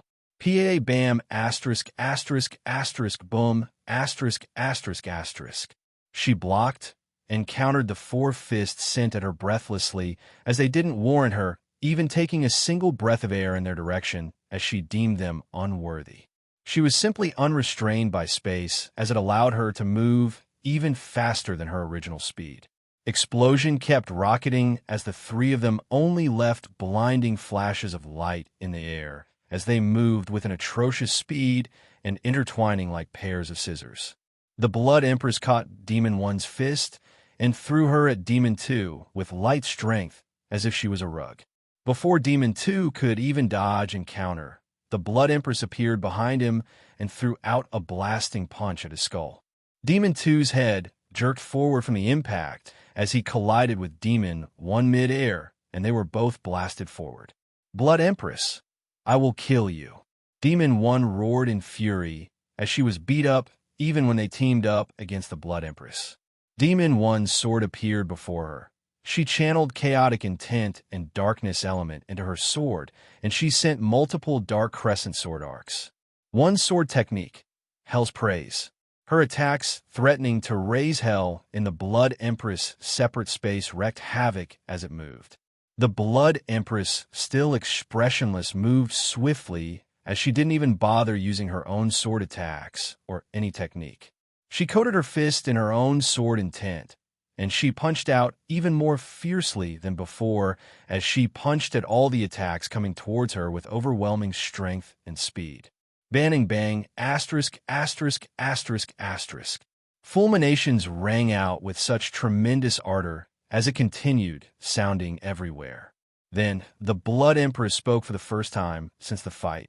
Beat up started as she looked at her bleeding and ragged enemies, but she stood without a single drop of perspiration or blood running down her body, as she stood with her stable breath like she hasn't even moved at all.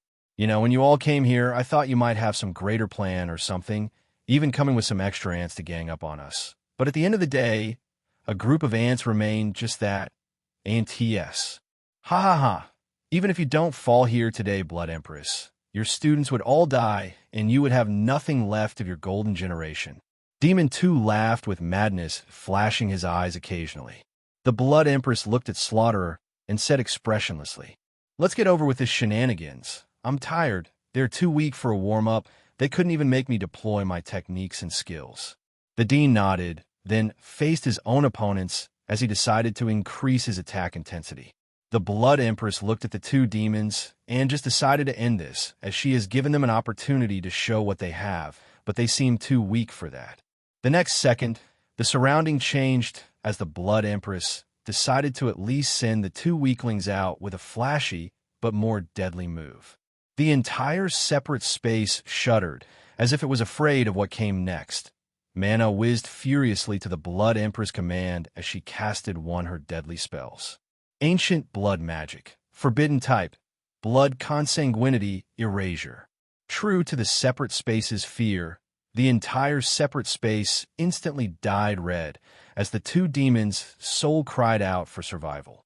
But alas, it was too late for them to survive, as even if they could run, the Blood Empress won't allow such thing happen in her name. The blood coursing the veins of Demon 1 and Demon 2 suddenly moved in a weird direction as they changed from their black color and dyed crimson immediately. Their blood burned up, starting from the heart to the veins to the arteries, as it started moving in reverse, and were disappearing as if they failed the test of time. As the blood moved, it burned the demon's life essence and vitality. The demons burned from within as the fading blood refused to disappear alone, but leave with their body also. The demons screamed as they moved their chaos from their core, then ran it throughout their body in order to stop what was happening. But it was futile. As if this process started, it couldn't be stopped. Even the Blood Empress herself can't pause or stop the spell midway. And just like that, the two of them instantly turned to ashes, and their blood disappeared as the Blood Empress has literally erased their blood from whatever bloodline they initially originated from. Aswa and Dramiz were shocked, as they had never witnessed this spell from the Blood Empress their entire lives. Fear ran through their spines as their blood ran cold. Truly, the Blood Empress was broken through and through. Slaughterer shook his head and said in a light tone, but still heard by everyone, show off. He then looked Dramiz and Aswa and decided to release his own attack and match the Blood Empress in style.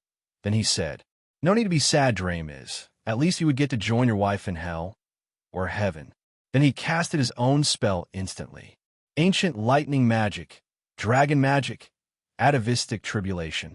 The separate space abruptly pigmented a dazzling white color throughout before a world-ending lightning descended.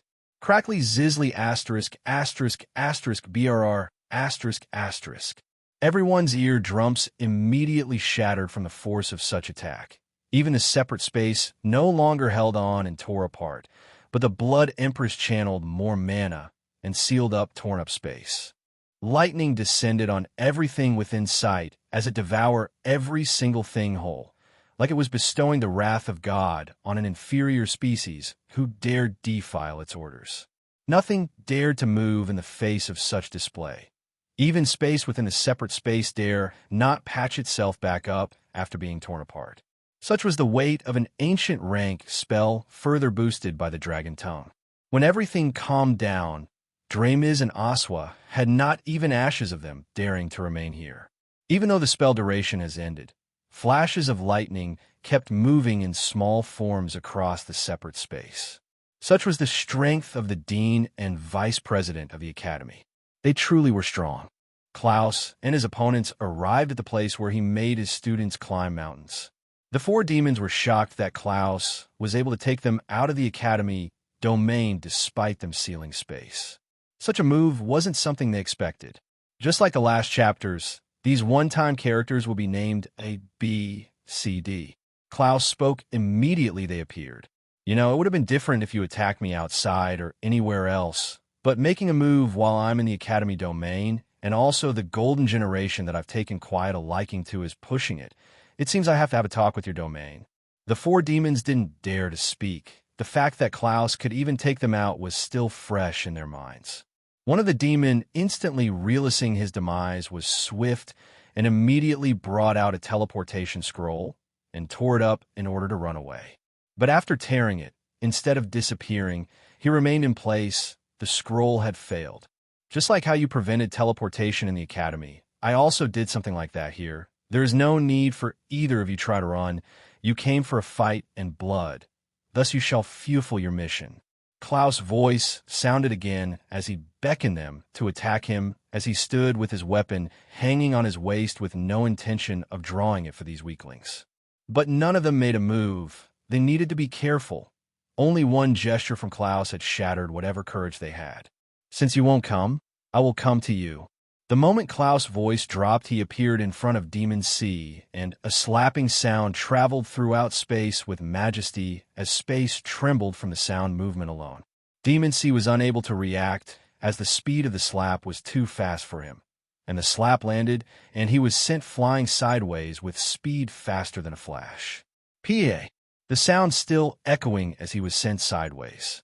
Demon C's body slammed into mountains due to the sheer force of the attack. A large amount of blood left his mouth as he continuously collided with mountains on the way. He remained motionless and just laid there. The rest reacted straight away and moved with deadly speed and precision as they released their chaotic intent on their weapons with thick killing intent appearing in space. A demon pole technique, slam of grievance. Beat demon body technique, dark punch. Demon saber technique, cleavering pain. They all attacked together as they released their attacks on Klaus immediately. Klaus didn't bother dodging and just allowed the attacks to land on his body. BOMM. Space barrier shattered due to the intensity of their attack, and everywhere became extremely brighter and hot. The attack left scar marks on the ground, as the ground around 200 kilometers were cleaved apart from the harshness of the attack, forming various craters and ravines. Dust and smokes covered the entire area due to the aftermath of their attacks, as they bestowed devastation upon Klaus. Demon just waved his hand as the dust instantly cleared up as the figure of Klaus was shown as he was still standing there perfectly fine after he tanked the attacks. But Klaus' surrounding didn't agree with this notion, as everything was reduced to crumbles and ashes. The demons were shocked when they saw Klaus standing still, looking at them like clowns who weren't paid enough.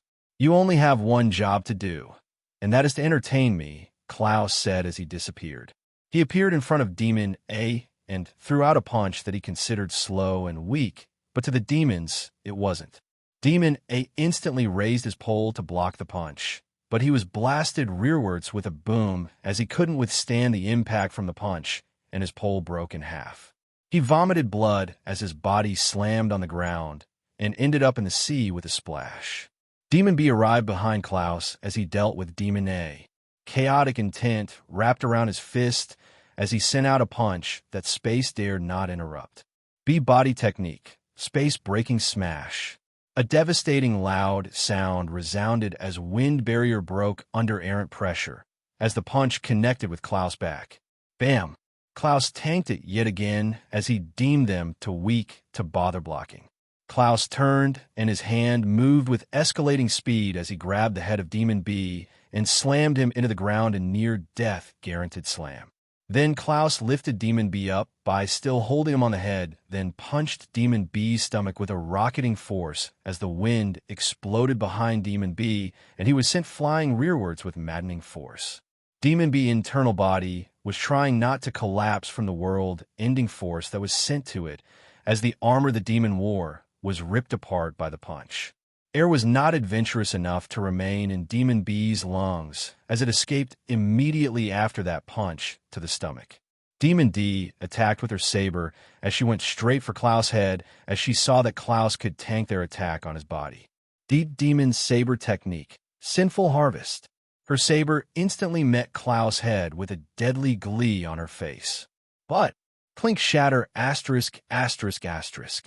Her saber shattered as soon as it touched Klaus' head.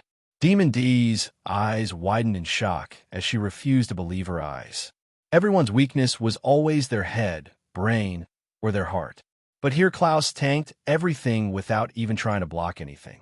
Klaus smirked and said with a mild tone, "Since you are a woman, I won't slap your beautiful face." Time seemed to stop and then assume again as Klaus arrived in front Demon D and flicked his finger on her forehead. Demon D's brain didn't seem to register either Klaus' movement or the feeling of touch on her forehead or the attack Klaus just released due to Klaus' outrageous speed. Crack boom asterisk asterisk asterisk. She was instantly sent flying like a kite as soon as Klaus' finger connected with her forehead, and her skull cracked as it couldn't withstand such force and duress. She was immediately stamped into various mountains before she stopped rolling and jerking from the impact of the attack, and she fell unconscious from the weight of Klaus' single finger. And with just one attack each, Klaus had decimated demons that would have cost a lot of people injuries and time. This was the thing about Klaus. Nobody knew where his strength began and where it even ended. Nobody dares to cross him because of this. Many hated him but could do nothing about it due to his sheer power and force. Everyone who has ever made a move against him ended up dead, so nobody even had a clue about his skills or technique. He didn't even attend the Omni Peak Academy as a student, so they too had no file on him. Not a single information was present. If you want the information, bet your life on it and fight him, then come out alive. Even during many wars with the demon race, he didn't fight with other groups. He just selects a random zone and killed every single demon alive while coming back untouched. People couldn't team up to attack him, cause a lot have tried, and they all know how the stories always ends. The only information that remains is that he has a unique class called Weapon Master.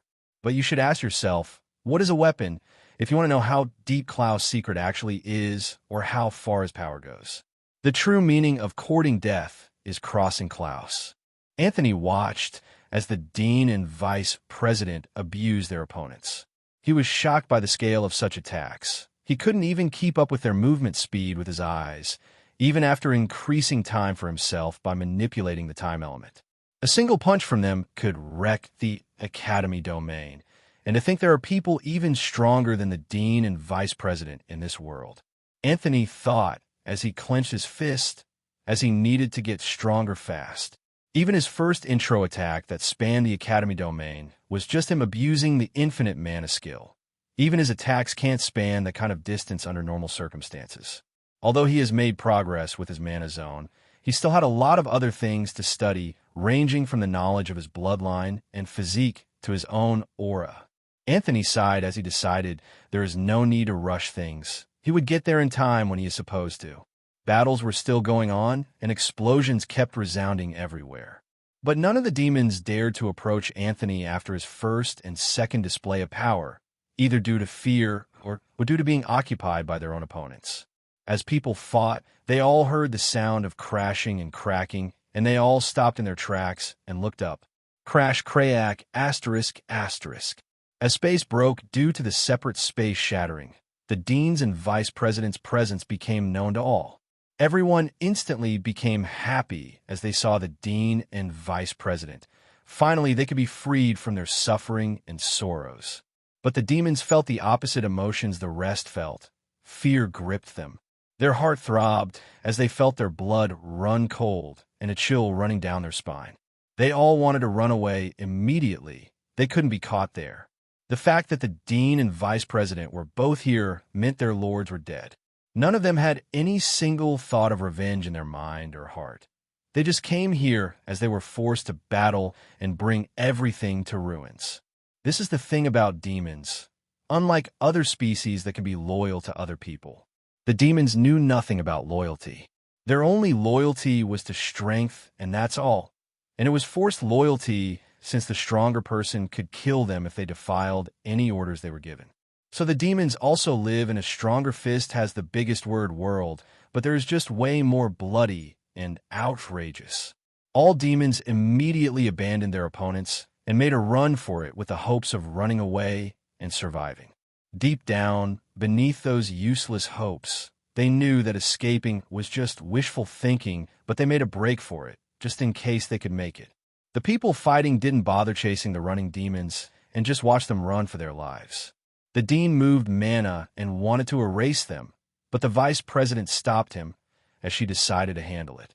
The vice president's voice sounded in Tiara's head as she stared at her master and the dean. How much you can see and learn from this depends on you, my disciple. Tiara instantly entered total concentration mode as she removed any other thoughts from her mind. The Blood Empress was about to teach her something even in a battlefield like this. This was a hard-to-come opportunity. Then the vice president lowered her mana control and brought it down to just a little level above Tiara's. Then she controlled the blood on the battlefield with minimal mana as the bloods on the battlefield moved and formed thin blood threads that danced in the sky. Then the blood threads moved with a fast speed after all escaping demons as it literally passed through the small body pores present on their chest. The blood threads wrapped around the demon hearts and contracted, causing their hearts to cut in countless pieces. They all lost their vital signs and fell from the skies as they dropped like manna from heaven. Tiara's blood-red eyes shone brightly as she marveled at such control. Although the vice president was only teaching Tiara, but the rest of the class who could learn something benefited from seeing the mana control display and the way it interacted to form an object. Of course, seeing was one thing's, learning was another thing's totally. Even using the academy's worst times to teach your disciple, what a master you are.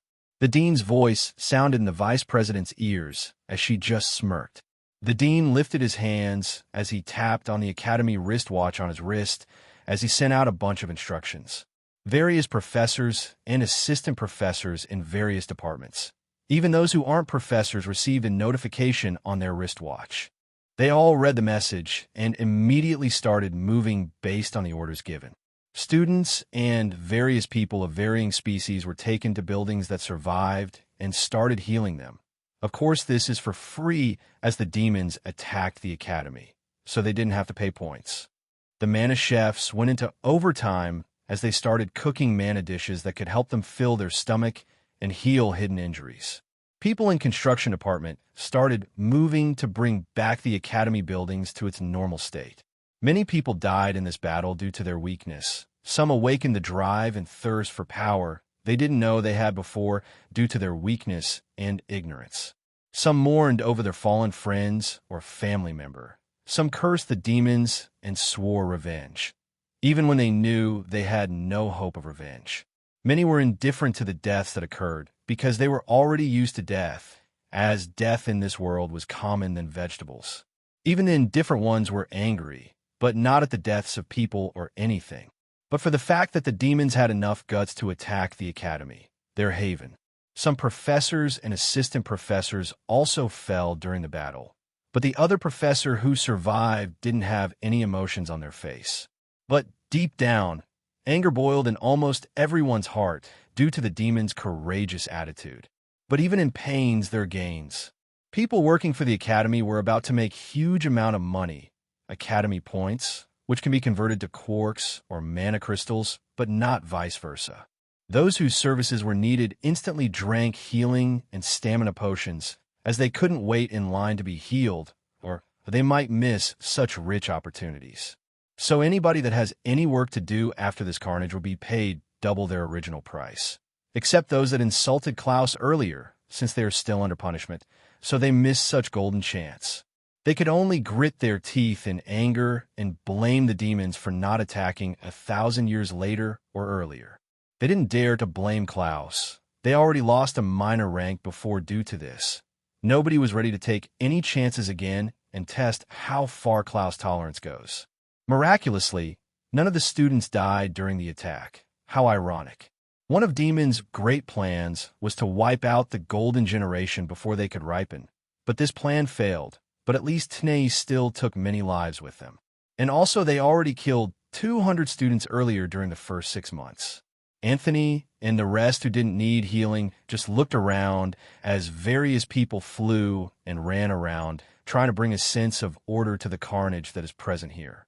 Some of the students who stood at the side that were just recovering their mana looked at Anthony from the corner of their eyes, with various lights flashing their eyes as their thoughts remained unknown. Even the Storm Brothers, who were already impressive enough to take down multiple master-ranked demons, were shocked. Anthony simply shook his head. He didn't care what their thoughts were, though he could find out if he wanted, but he won't. There's always fun in the unknown. If the unknown is dangerous, he would run away and come for revenge later. If later was too far, he would send his father. If his father isn't strong enough, he would send his grandfather. He couldn't go around reading people's mind every time at the slightest inconvenience. That's no different than paranoia. The seer room. The seer munched on his apple as he nodded at the sight he just witnessed. Such live matches were indeed exciting. But would have been more exciting if I could spy on that man called Klaus. But at least the demons didn't disappoint, even though they ended up dead. The seer thought. Then he looked at the recording of the fights he recorded and smiled. Then he thought of something and smiled even more. Should I exert more force into my spying? The seer thought as he really wanted to spy on Klaus. Sighs. I better not test my luck, or that man might just kill me for overstepping. But to think that boy possessed the time element. Even his father, mother, and grandfather weren't this talented. The seer said as he looked at Anthony. 2 days later, the reconstruction was still going on, but as a world with mana, and everyone above 10 years old could wield mana, the Academy domain construction was almost practically done due to presence of various spells, abilities, and skills and techniques. The world was in an uproar after they received news of the demon's attack on the Academy domain. Truly no one saw this coming. Well, beside 2 people. No one expected that the Academy that has stood tall without a single blemish would have 2 stains on their name in a span of just 6 months. The first being the massacre of 200 students, the second being the recent attack. Parents and various families and regular people were furious at the Academy for letting such a thing happen right under their nose. Even the dean was tired of such things as he drowned in his own paperwork. Even the media didn't let things die down, as everything on the Mananet right now was about the Academy and the casualties suffered. Anthony sat in his new room that the Academy built from scratch after the last one was destroyed as he watched the television, which displayed a reporter giving news on the recent incident. How are we supposed to send our children to school if their lives are at stake? The Academy has suffered huge blows in a short span of 6 months. Over 200 students died at the hands of the Forsaken cult and the demons, and of recent the demons took the attack to the Academy itself. The reporter's eyes were bloodshot like he had lost siblings or a partner who resided there. He continued speaking with anger and grief ever so present in his voice. Millions of people died, people who just want to make a living and feed their families. They were promised protection by the Academy, and the Academy failed on that promise not once but twice. The Academy hasn't even given out any official statements or apology to the public since the first incident. I think it's much safer to have our children in our homes and in our beds. As the reporter went on, Anthony just switched off the television. Indeed, the reporter was right, but Anthony didn't care. He didn't die. None of his families died, so he didn't have time to sympathize the other millions of souls he didn't know. When the space restriction barrier was lifted and the news of the attack was released to the world, many families instantly flooded the Academy domain with their aura and killing intent everywhere. Of course, they could have gotten here faster if the students from top families could contact their families with their lives-saving artifact, or even run away using such artifact.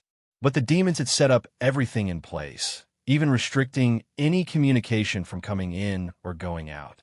Even Anthony's parents and grandparents came blazing in when they received the news. The Null family had already mobilized their army to attack the demon domain if a single hair on Anthony's head was missing. During all this, war was brewing between the dragon race and the demon race because of Dramis.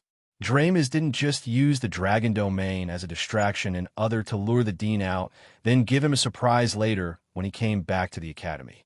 Dramis prepared even another surprise just in case he died. 12 hours after the death of Dramis, a domain-shaking explosion erupted in the dragon domain due to Dramis' schemes. The explosion covered the entire dragon domain, threatening to wipe out the entire dragon race beside those that were currently outside. But nearly none were outside because Dramis' schemes made them gather every dragon together, and he planned to wipe out the dragon domain once and for all, making it another source of big gift if he ever died. This explosion was caused by mana bombs. Of course, there are sanctions against mana bombs during war and other occasions, but they are demons. They don't play by rules. But the explosion didn't wipe out the entire dragon demon, as the Dragon King made an entrance and suppressed the explosion.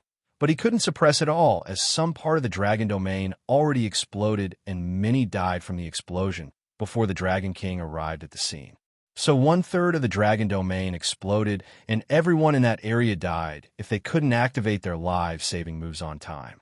This was why a war was about to erupt between the dragons and demons, all because of a single hatred between the Slaughterer and Dramis. Of course, if Dramis was alive, he won't dare to carry out such a plan of wiping out the dragon domain, as he's sure a war would come right after, and the dragons weren't small-time players, and he didn't want to suffer their wrath. But now he was dead. Why should he care? There is no wrath to suffer. The other demons would be the ones to suffer the dragon's wrath.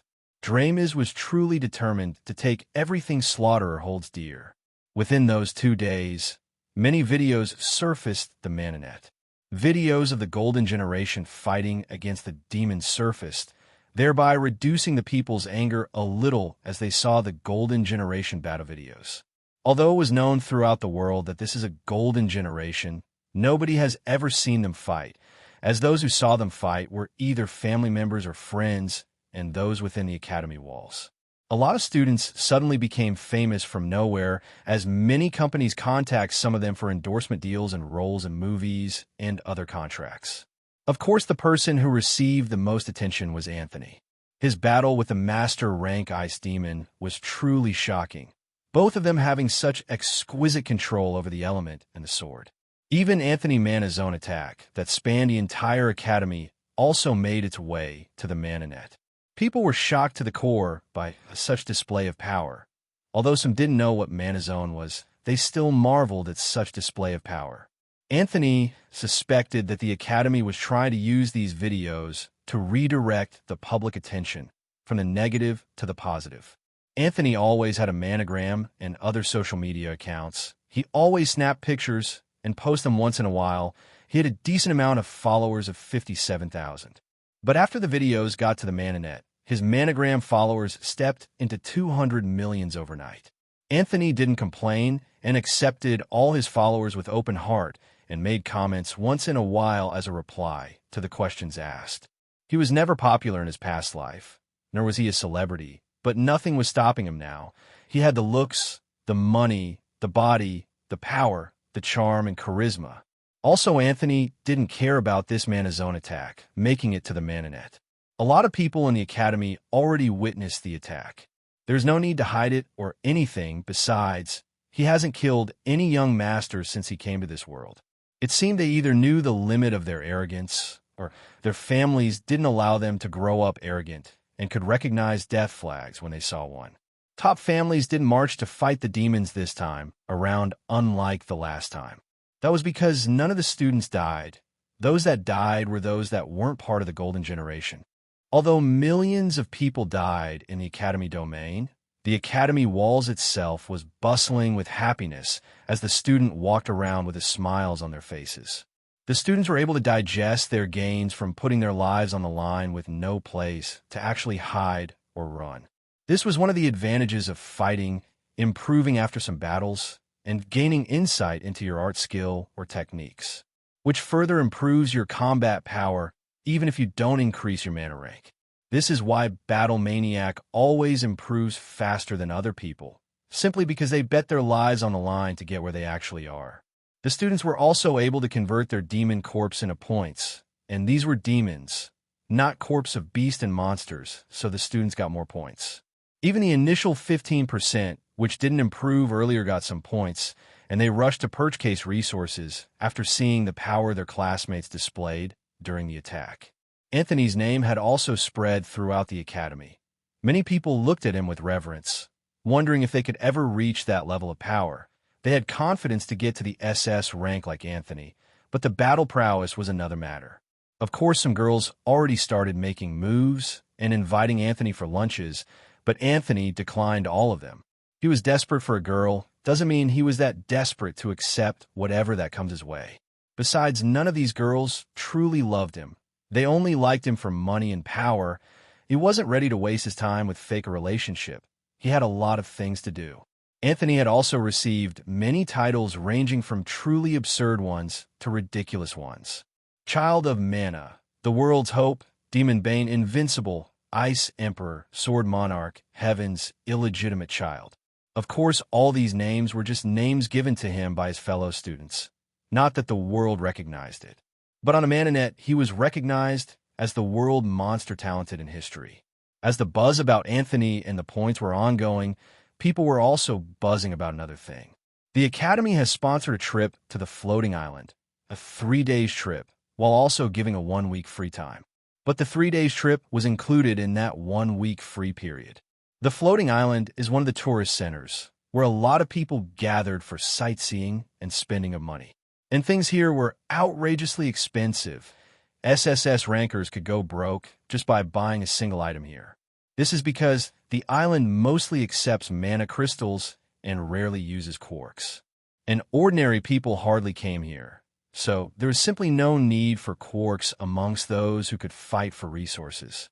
The Academy was already paying for this 3 days trip, which would cost a ridiculous amount of mana crystals because they're sending over 700 students on a vacation.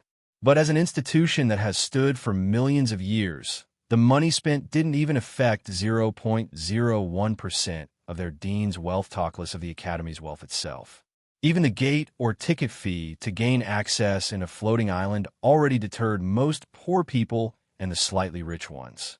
So those you see on the floating island were truly rich. Even if you paid for the entrance ticket and don't actually buy anything, the hostel cost alone was outrageous. So no matter what you do or how hard you try not to spend, the floating island was sure to rip your pockets apart regardless. Some students converted their points to mana crystals and quarks so that they could spend.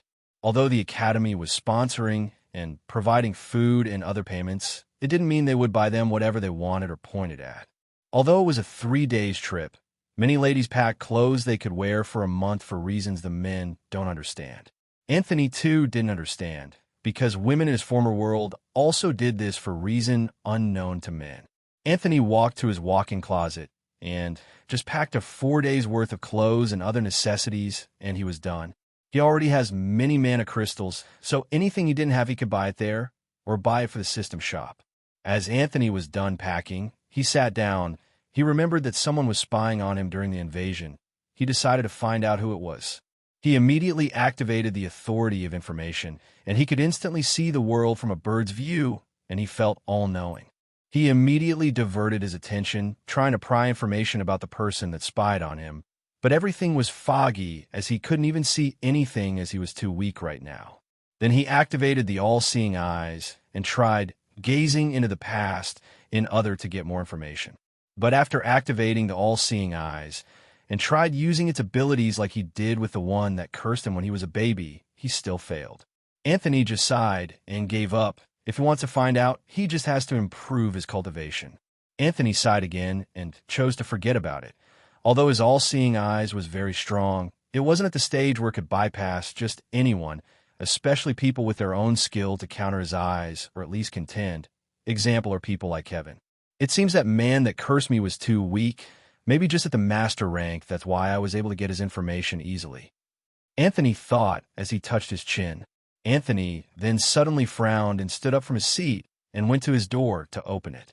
Immediately, he opened his door. Ryder already raised his hand to knock, but stopped since Anthony opened the door. "Are you going somewhere?" Ryder asked. "Why are you showing up here more frequently? Don't you have things to do?" Anthony countered with his own question. "Girls should be the ones visiting me, not you muscle for brain man," Anthony thought. "Well, since you aren't going anywhere, we might as well intrude and chat," Bringer said as he walked in, as usual like he owned the Academy. They all sat down at the living room together, and Anthony served them 10 liters of orange juice each. They were literally titans, so their stomach was really outrageous and could hold that much liquid. Anthony himself dared not drink such amount. "So why are you both here?" Anthony asked again. "We just came to see the illegitimate child of the heavens. He might be able to put in a good word for us with the heavens and increase our talents. Besides, connection is everything.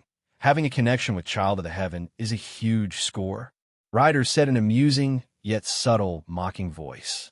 Anthony snorted in his mind. "I'm the child of someone higher than the heavens." Anthony thought in his mind. "Ding. Says he has no child. He isn't going to pay for any child support." Anthony ignored it. He was already used to antics and joblessness. Anthony then replied to Ryder with a smile on his face. "How much are you willing to pay in other to have connection with the Son of Heaven?" Ryder looked at Anthony amused as he thought. Isn't he taking this role too seriously? Then Bringer said, as he drank his juice with happiness in his eyes. "We just came to see if you have 100 heads or something. Your display was too shocking during the event.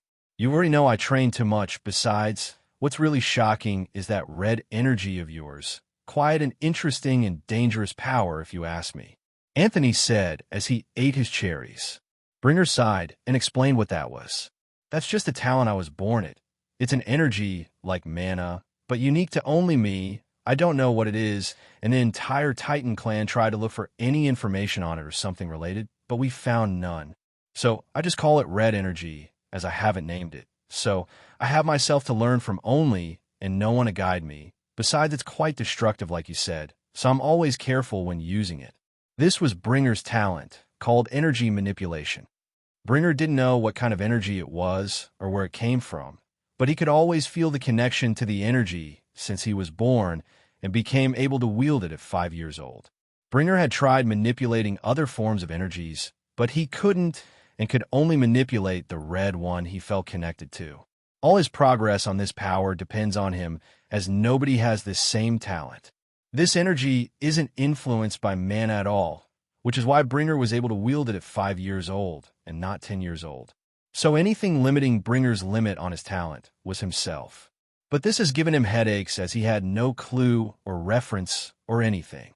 Although other energy manipulation talent or skill exist in the world, they weren't unique to those particular people, as other people possessed the same talent as them.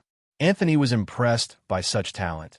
What Bringer could do was too many if he utilitied it well. Then Anthony looked at Ryder with a questioning gaze. Ryder, as if understanding his gaze, simply shook his head and said, "I don't possess any special talent like my brother. My brother stole it all and left me empty-handed." Bringer's lips twitched at his brother's words.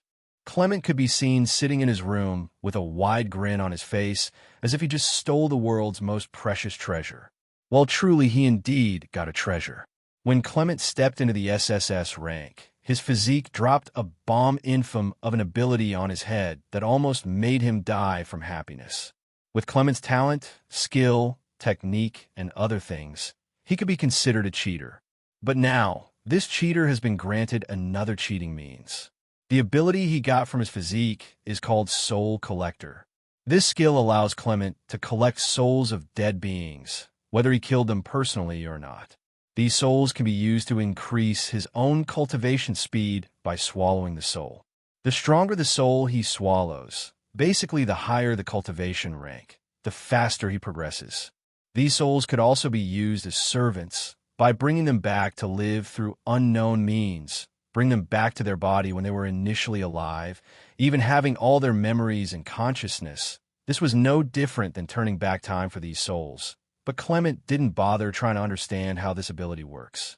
These servants were all loyal to him, with no even the slightest chance of betrayal, as Clement can constantly read their minds and thoughts.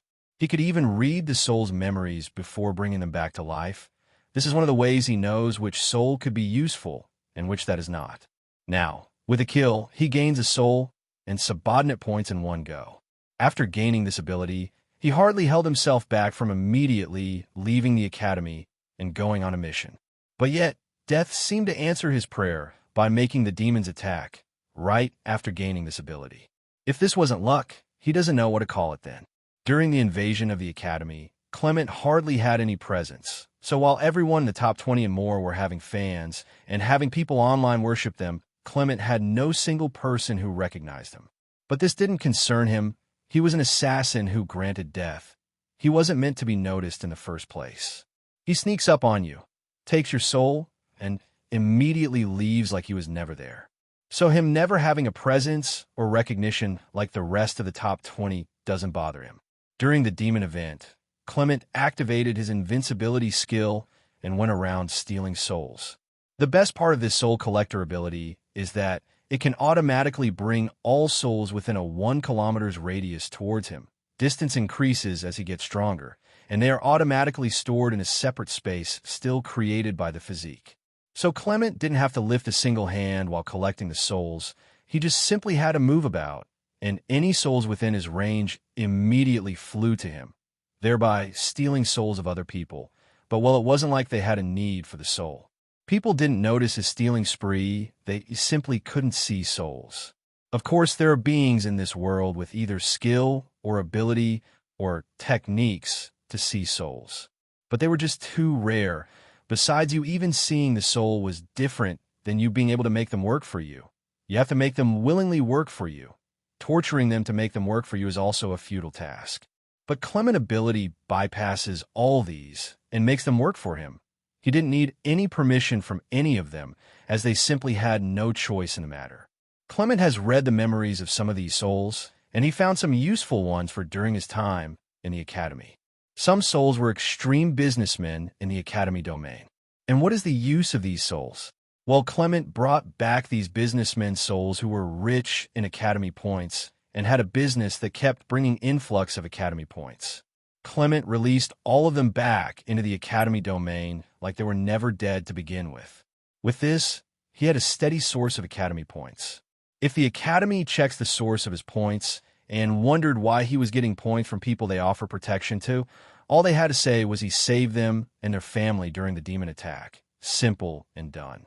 The best part, every kill made by his servants count as his own subordinate points. If he sends his servants to just continuously kill till they die, wasn't this infinite subordinate points? Although he could easily gain Academy points and subordinate points by slapping monsters to death and completing missions, but Clement couldn't be bothered with this. If he could make money while lying down, why stand up at all? That was no different than stupidity to him. Besides, he had to cultivate, and cultivation was a very long journey. With the amount of subordinate points Clement earned during the invasion, he bought some time from the system and entered the divine realm, as what he was about to do can't be seen by anyone. After paying the OP system with his subordinate points, Clement smiled as he disappeared from his room. Clement appeared in his building in the divine realm, which was covered in pure darkness. No shred of light could tear through the amount of darkness that blanketed his region. Clement preferred this kind of environment, being in total darkness, being hidden, being unknown. Then he opened the system shop. In order to perform the crazy thing he was about to do, he needed to prepare. He bought perfect foundation pills from the system. If possible, he would have bought it as a trait, but the strings of zero he saw last time didn't make him dare look its way. He also bought a regeneration skill just in case of incapacity. He was about to try something new. It was better to be safe than sorry. After purchasing the pill, he sat down in a lotus position as the remaining souls instantly flew out of his body. Millions of light balls shimmered as they floated in space and total darkness. If anyone that could see souls were here, they won't be able to even see the soul due to the total darkness. But Clement could see even clearer than day. Clement took the soul that radiated the lowest light and swallowed it. Then he waited for an effect for a while, but nothing seemed to happen. Clement then took a brighter soul this time and swallows it. This time a small amount of mana instantly flowed throughout his body. Clement instantly channeled it to his core, but immediately it got there the mana disappeared. This was because the mana the soul gave was like dropping a drop of water in an ocean. It makes no difference. You won't even see it cause a ripple on the surface. Clement, understanding this, opened his mouth and instantly sucked in a massive amount of souls in one go, since taking it one by one yielded no effect. A surge of mana instantly flowed into Clement's body like he was about to burst apart. Clement immediately channeled it all to his core without hesitation. His core started expanding and becoming brighter as mana flowed into it. After a while, Clement opened his eyes and smiled. He just needed a little push and he would step into the master rank. As he smiled, he sighed at the same time. Why couldn't this broken ability become more broken, Clement thought. Although the ability was already broken, almost everything had its limits. The souls enable him cultivate faster, but he won't become a god overnight. Example, he swallows the soul of a grandmaster doesn't mean he would step into the grandmaster realm immediately. If this was possible, then Clement might as well ascend to heaven before the school trip. Also, if the souls he revives are more than 2 major mana rank above him, then their mana rank would be brought down to just 2 mana rank above him. Therefore, if Clement as an SSS ranker revives a Paragon ranker, then the servant's rank would instantly drop to the Grandmaster realm. But this doesn't mean the servants would be stuck at the Grandmaster rank forever, or forever chained to just 2 ranks above his or a master. It's just a condition for revival. Once revived, if they could cultivate to even 10 ranks above Clement, then it is allowed. Although Clement had a lot of souls, he didn't have many powerhouse souls. Their fight was catastrophic. He was just only invincible If an attack landed on him by mistake, he might just die. So Clement didn't let his soul collector ability make him court death. Even if he had many ways to escape, he didn't want to test his luck with his life on the line.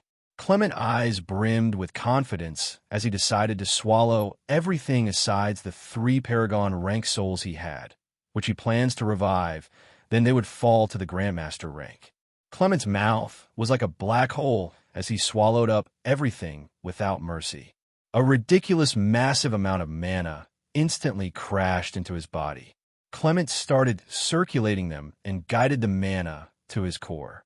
As he did so, his internal organs immediately got crushed from overwhelming presence of mana present in his body. As his body got injured, his passive skill called Greater Regeneration that regenerates his injuries passively as long as he had mana, which he bought along with the pills, immediately went into action and started healing him. Clement felt like screaming as his body tore apart and mended back together.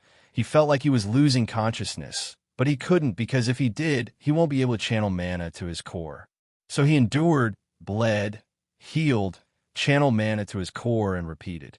In less than 5 minutes, Clement's core vibrated with high intensity as if it was about to break out of its shell. Clement felt his entire being elevated as his core took a step forward on the path of cultivation. Clement had stepped into the master rank. His body started healing rapidly due to his breakthrough.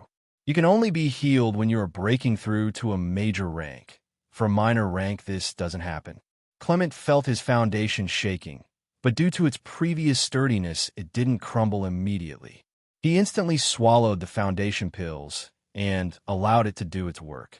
The mana from the souls kept pouring endlessly, and Clement kept suffering, but he didn't give up. His cultivation rank increased again by 3 minor ranks after 5 hours of what felt like death. After all the mana stopped surging and calmed down, Clement instantly lost consciousness as he couldn't hold on anymore. As he slept, his body kept healing due to his passive skill. 10 hours later, Clement woke up with a smile as he just walked through a dangerous door. He checked his cultivation and saw everything was fine and his foundation was as perfect as it could be. Then he smiled as he literally just cheated his way to his current realm. Clement stood at the Master rank level 3. Such a broken ability shouldn't be allowed to exist. The next day, today was the day of the trip. Everyone was feeling excited. Some didn't even get any sleep and spent their entire night by imagining what they would experience on the floating island. They all got up on time and prepared. Even the rich kids from top-tier families were happy too for this trip. Since everyone awakened at age 10, it was one training after another. If they weren't swinging their weapons, they were drawing mana in order to increase their ranks. If it wasn't that, then they were reading about the world or about element and mana control. Even in the academy domain, where you could do whatever you wanted, they still trained like hell, or they would be dropped by the academy. They have all been training even before they awakened, some since 5, some since 3, so they were looking forward to this moment. Even Brian and Tiara, that hardly showed any expression on their faces, were eagerly waiting for this moment. Anthony and the Storm brothers were getting ready as they dressed up to meet up wherever they were gathering. As he dressed up, he looked at the Storm brothers who were in another room getting ready for the trip. They had refused to leave and had slept in his dorm, but in another room. Anthony felt like punching these two. The first sleepover in his house wasn't a beauty, but some muscle men. His own dorm had 2 rooms, as he was the rank 1 of their year. He had an extra room in case he had a visitor. Nobody knew of this, as it was an exclusive to the first ranker, but the Storm brothers found out about the room and decided to intrude. Anthony came to a conclusion that they were here for the food and not to see him. After the 3 of them were done dressing, they stepped out and went to the location given by the academy on their academy wristwatch. As they walked, they saw other people on the way as they walked. He saw Brian on the way, who walked up to him and greeted him with a smile that made Anthony feel weirded out. Brian has never spoken to him asides when he challenged him the first day during the weapon class by Klaus. Anthony just shook his head and greeted him back with a smile. "It feels weird that you were talking to me. What brought about the change?" Anthony asked Brian as they walked together. Brian, not bothered as Anthony brought this up, he just sighed and replied, "Well, Initially, I wanted to surpass you after our first duel during the weapon class, and had you as my short-term goal. When you started lazing around, I thought I already surpassed you, but I was made a fool when the written ranking was released. I thought just maybe I would top the battle ranking, but you still held your first rank while I didn't even make it to the top 10 and dropped to the 12th position. I increased the intensity of my training yet again. I took total advantage of my dragon physique and pushed my body to the limits. But yet again, I was made a fool during the demon invasion. Brian looked at Anthony and smiled, and stretched out his hand for a handshake, and said, "Let me reintroduce myself.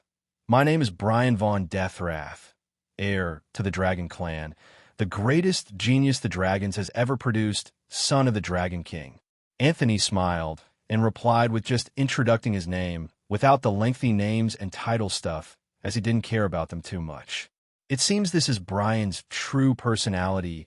Him just being distant was him being under too much pressure from Tiara and my presence. Anthony thought as they walked along. They got to their destination, which was an open space. The rest of the students were already there as usual, as it seemed Anthony was the last to arrive. He looked at this space and marveled at it, as he has never been at this side of the academy. The air was fresh and vibrant. Everyone chatted amongst themselves as they waited for the mode of transportation to arrive. After a few minutes, a floating spaceship arrived above them. While floating majestically, with almost no sound coming from it like it wasn't turned on at all, Anthony's eyes widened when he saw this. He knew this world was very advanced as a result of combination of mana and technology. He has seen a lot of things, but he had never seen or even thought about a spaceship. He thought they were going to head to the floating island by land, as his own mode of transportation has been by land since he arrived in this world. But considering the amount of students that were going on this trip, such mode of transportation seemed more appropriate. Many didn't seem surprised and just looked at it normally. Obviously, they grew up here and had seen a lot of spaceships, but Anthony has never seen any. The students waited for it to land, so they could board it and get on the move. The spaceship didn't land, but continued floating there in place. Then a voice sounded from the ship. "Come up." The voice said nothing more. They were all strong students, so they didn't argue, as getting up there was as simple as breathing to them, though it was very high in the sky. Even if they couldn't make it with pure physical strength, they had their elements with them. Fairies spread their wings and flew up. They didn't bother jumping. Tiara and the vampire group jumped, as they were a race with good physical strength. The dragons jumped also. The ground cracked under the Titans' legs as they jumped up with a boom. The human race also jumped with finesse. Even though some of them were mages, they still had physical strength, since each break through strengthened the body and soul. So even though their body wasn't as strong as those of close combatants, they still possessed an extremely strong body. After everyone was on board, they all took their seats, as there was no room or anything here, or kitchen or bathroom. Just the control center and basic places of a ship, and then the chairs. When everyone settled down, the ship immediately set off with a thunderous speed. As the ship took off, a lot of the students were filled with anticipation. Everyone started walking around the ship as they gazed at the clouds, as the wind brushed against everyone's skin and hair. Anthony sat down admiring this scene, having never been on a plane or even a ship before. If he has even been on a plane, you won't be able to feel the environment unlike this one. Anthony and his friends stood together as they discussed how they're going to spend their time on the island. "Aren't you broke? How you're going to spend? Stop bragging and face reality," Spectre told Bringer, as Bringer was talking about eating the dishes made on the island. Bringer didn't have any academy points, so he couldn't change any points to mana crystals or quarks. "We already called our family members. Now that we are out of the academy domain, they just have to meet us at the gate of the island and then give us the mana crystal. Simple," Ryder said with a smile, as he indeed came up with this. But he wasn't the only one with such idea, as other people thought of this as well. Although many people's families were rich, mana crystals were a resource ranging from low mana crystals to high mana crystals, then top mana crystals. So children of such families didn't have unlimited spending power on mana crystals like they do for quarks. But all the same, the amount of mana crystals they would get to spend on the floating island would be enough for them. How long is this journey going to be? Evelyn asked as she was scrolling on the manogram, replying her sweet fans.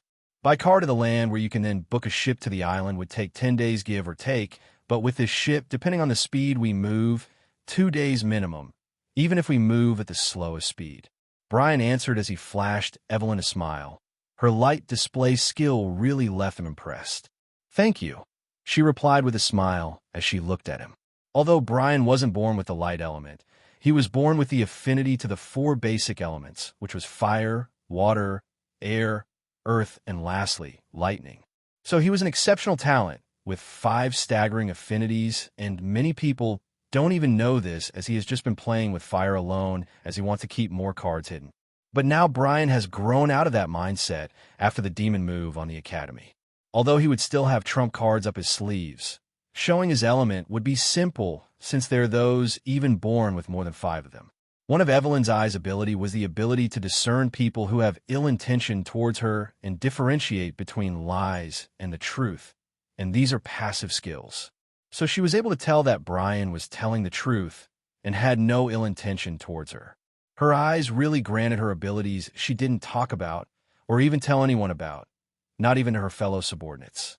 Clement just kept quiet as usual as everyone discussed, but he kept stealing glances at Anthony once in a while. If I challenge Anthony to a fight, would he think I'm challenging his authority now I've stepped into the master rank? Clement thought as he just sat down there without speaking to anyone.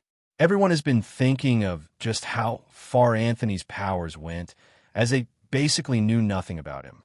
Although they were eternally loyal to Anthony, that doesn't mean Anthony would start telling them his secrets, so they knew nothing.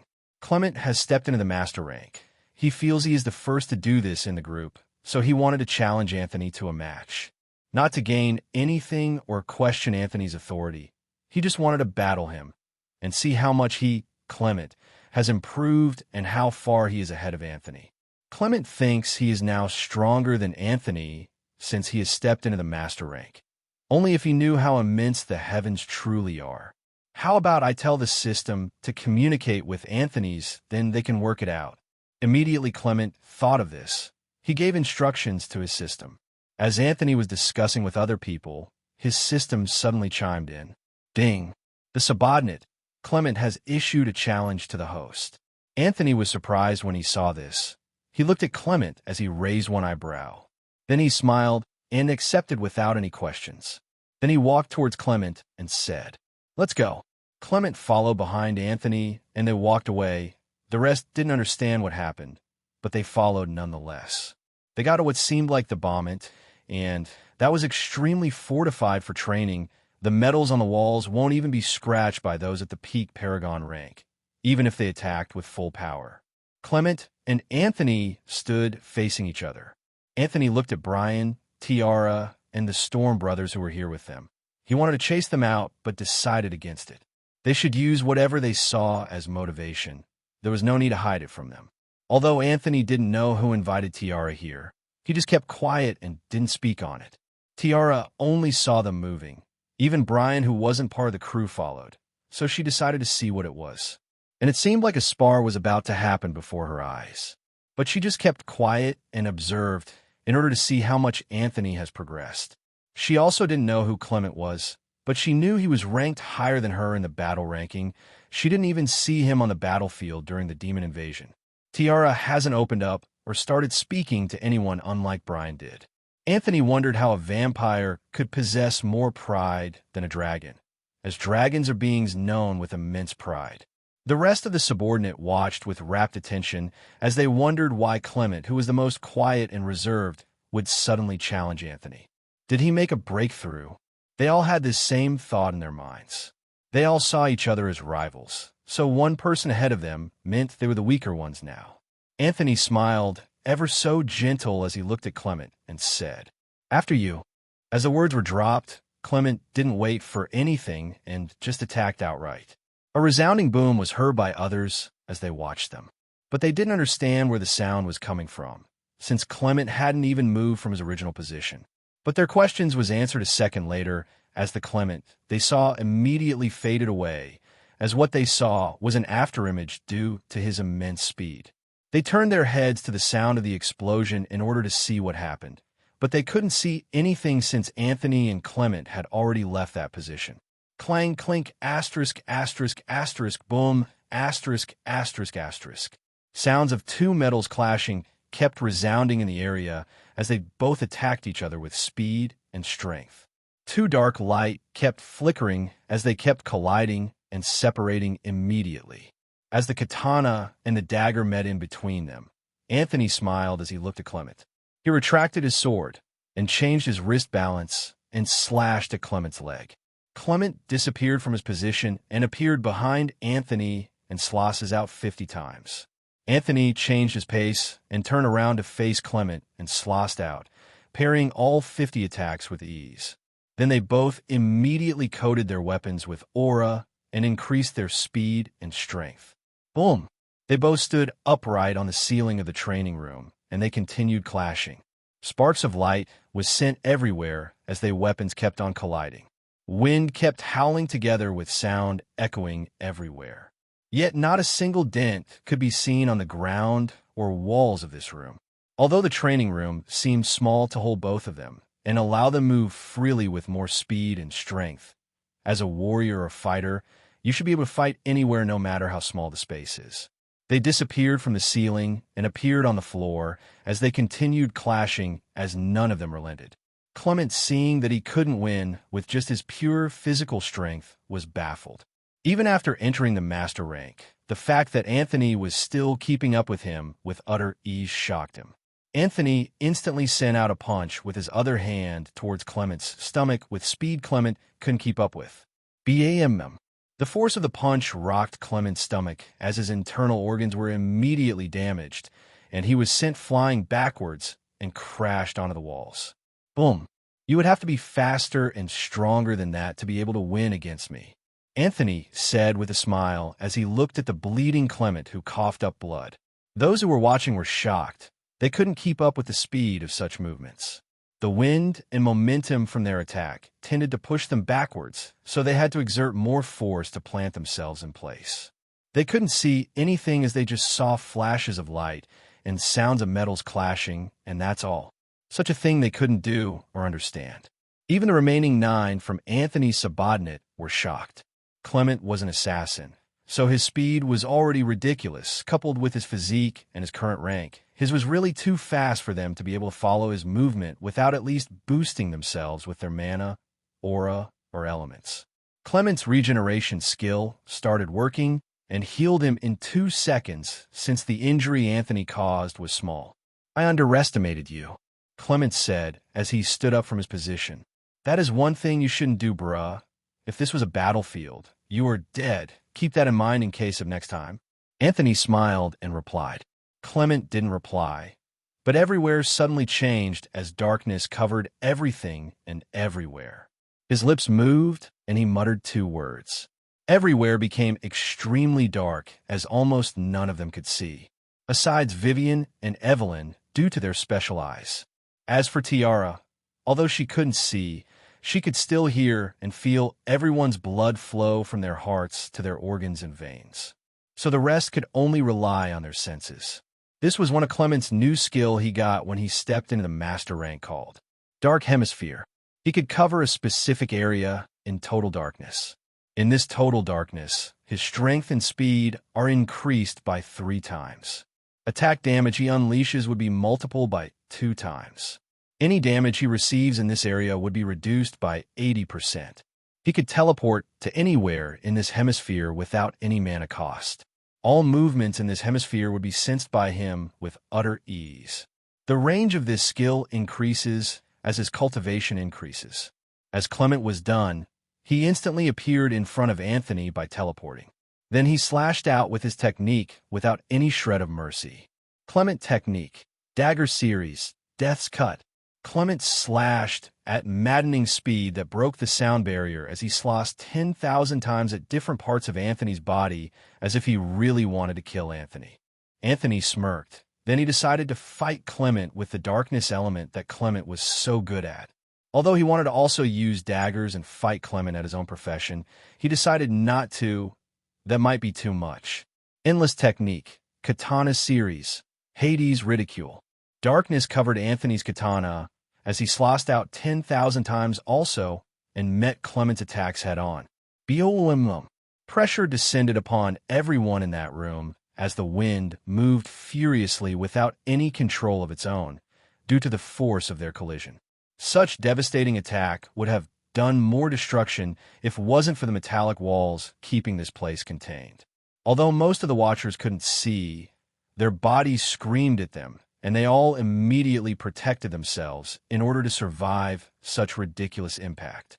Clement was shocked yet again when Anthony matched his speed, strength, and attack and technique. Impossible. This was the only word in his mind. He knew the ridiculous boost his physique gave him. He knew the ridiculous boost this hemisphere further gave him. But here Anthony stood matching him, and was also using the darkness element against him, the holder of the death physique. Another word came to Clement's mind again. Anomaly. Although he was having various thoughts during the spar, he had the thought compartment skill, so it was not a problem. Anthony followed up with his own attack. Endless technique, katana series, dark bestowment. A million Anthonys appeared together, surrounding Clement. Each raised their katana, covered with thick darkness, and slashed out. Clement felt a chill run down his spine, and he immediately teleported out of the way and appeared on the ceiling. Boom! The intensity of the attack was staggering. It didn't seem like the million Anthonys were illusion or fakes. Before Clement could even breathe a sigh of relief, he saw Anthony standing on the ceiling looking at him with a smile. Before he could even teleport, a slap sent him hurling like a kite towards the same wall. But before he could collide with the wall, Anthony appeared behind Clement and caught him by holding his skull. He sent a punch to Clement's back that sent him rocketing towards the ceiling, which he just came from. Before Clement could even get to the roof, Anthony was already there again. Clement couldn't even sense or even see his movement. He couldn't understand how Anthony moved. Anthony smiled and just used a technique he saw a while back that he felt perfect for this scenario. Titan technique, leg type, heavens fall. The force of Anthony's weight and feet planted into Clement's stomach sent a jolting pain throughout his body. Even the 80% damage negation couldn't save him from this pain. Boom, crack, asterisk, asterisk, asterisk. A lot of bones were broken as Anthony connected his legs with Clement's body. As he crashed into the floor, many more bones broke as Clement lost consciousness. Immediately, he lost consciousness. The dark hemisphere skill lost effect, and the darkness dissipated. The dark hemisphere was a perfect skill worthy of a trump card, but it was just used against the wrong person. When the darkness disappeared and they could now see, they saw Anthony's leg on Clement's stomach while he was unconscious with blood scattered around on the ground. Anthony walked towards them and said, "Let's leave." "What about him?" Brian asked with his lips twitching. "He will be fine, don't worry," Anthony said, and he walked out. The rest followed him and left Clement lying there. The silence was loud as they walked. Although they barely saw anything that happened during the fight, that alone said it all. They couldn't even see their speed or strength during the fight. They couldn't even follow the sound of their attacks in order to keep up using that, because it seemed that even sound was even slower than them, as sound only came around when both of them already left that area. The subordinate didn't even bother thinking about Anthony, but the fact that Clement was ahead of them, and they didn't know how he did it. Tiara clenched her fist, as what she just witnessed was too much for her. She didn't know how long it would even take her to even catch up to what she just saw. Even if she caught up, they would have elevated to higher heights by then. Then she looked at the remaining 9 of Anthony's subordinates and thought, how strong are they? Are they all strong like him, Clement? Her mind kept wondering. Brian just kept quiet, as he already accepted his fate of not being talented enough. He had accepted reality. But that doesn't mean he would lower his training intensity. He would increase it in order not to be left in the dust. An hour later, Clement woke up from his slumber. He just sat down there and stared into space for a while before he sighed as he thought. I still underestimated him. I guess this level of power is expected of someone who can grant such power to other people. He got up and walked up to meet others. When he got there, he didn't even discuss anything with them. He just sat down and kept quiet as usual. 3 hours later, they arrived at the floating island. The floating island was so high up in the sky that even the clouds covered it. The manna and the air around the island was so fresh and thick. The crest of the academy was on the ship, and they already notified people of the floating island of their arrival, so they weren't stopped on the way for a search or anything. The ship landed outside the island, and all students came down, all looking around with curiosity, but they didn't see anything as they were still outside. A 4-star professor called Clint landed in front of them and said, "Follow me." Then they walked with their numbers and got to the entrance of the huge building which could fit millions of people. This building was the only way to enter the floating island. They went into the building and saw millions of people walking around, everyone just going about their daily lives. Then they saw different portals at different points, as this portals was the doorway to the floating island. The 4-star professor walked up to a receptionist and talked to her. During this time, some students met their family members and collected their mana crystals, then regrouped with the rest of the students. The receptionist then led the professor and the students to a portal after the professor paid the entrance fee, which was 10 low mana crystals per head. Just with the gate fee alone, one could imagine what kind of wealth the floating island holds and the force that kept thieves and bandits at bay. As they all base the portal and arrive at the island, the environment suddenly changed. The mana was extreme vibrant here. Even the air sounded expensive. High-rise buildings were everywhere as they stood with majesty, displaying how much construction cost. Cars moved across and zoomed at various places. Some cars flew in the air. Some flew around themselves without cars. Truly, the atmosphere here was different, as it gave a serene, peaceful feeling, making you feel like you stepped in a haven and should stop your path of cultivation and stay here. The elf professor Clint looked at them, then released hundreds of mana crystals which floated on the air and gave a 200 low mana crystals and 1 high mana crystal to each student. This display might look like telekinesis, but it really isn't.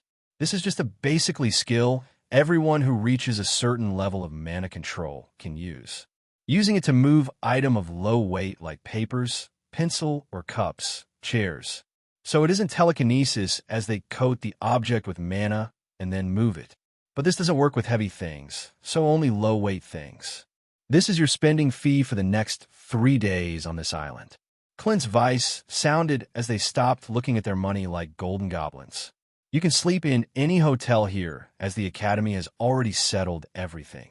So just show your student ID card, and you would be allowed to stay there. You can change hotels each night if you wanna, and if you don't spend all your crystals, the academy won't take it back. As soon as Clint was done speaking, he disappeared like he was never there to begin with. Everyone stored their money in their space rings. Although there were banks in this world, most banks operate on corks alone. Nobody is willing to give their mana crystals to another person for safekeeping or saving. It is best saved and safe with themselves. Although quark and mana crystals were both currencies, their difference are quite staggering. That's why there was no bank cards for mana crystals, unlike those of the quark bank card. Quark is easy to make, but mana crystals, I think not. Everyone instantly broke into groups or alone as they all went exploring with their money. Anthony and his friends were together as they discussed what to do first. As they walked, they got glances from other people who walked about due to their faces. Anthony and his subordinates were out of this world already. Brian and the Storm brothers were extremely handsome too due to their heritage, so people stared once in a while. How about we taste their food first? Bringer, as usual, said with a lavishing tone as he licked his lips. Is food all you can think of? Ryder said as he slapped his brother's head. How about we go shopping first? Evelyn said as they walked. The girls nodded. Then they walked to a shop they saw ahead and entered it without waiting for the boys' opinion. Anthony and his subordinates just followed as they were always together. Brian and the Storm brothers had nothing better to do, so they just followed. As they entered, they were amazed. Indeed, the floating island was different. From the lighting, to the color to design and architecture and chandelier. Everything screamed luxury. Truly, poor people couldn't stay here. Even the clothing for sale were different, as even the dumbest awakened can tell the material to produce such clothing would be at least SSS rank. The clothes at the shopping district were only made from normal beast, or monster at the C grade at best. But here, the SSS class was minimum standard. The clothes could also provide certain level of defense, and some had once-a-while function like auto-cleaning, some had auto-adjust. A light flashed Bringer's eyes as he looked at Vivian and said to her with a smile, "You can pick whatever you want. I would pay for it. Don't worry about the price." Brian wanted to use this method to get back in her good books after the disaster he caused last time. And what better way to apologize to a woman than to buy her loads of gifts?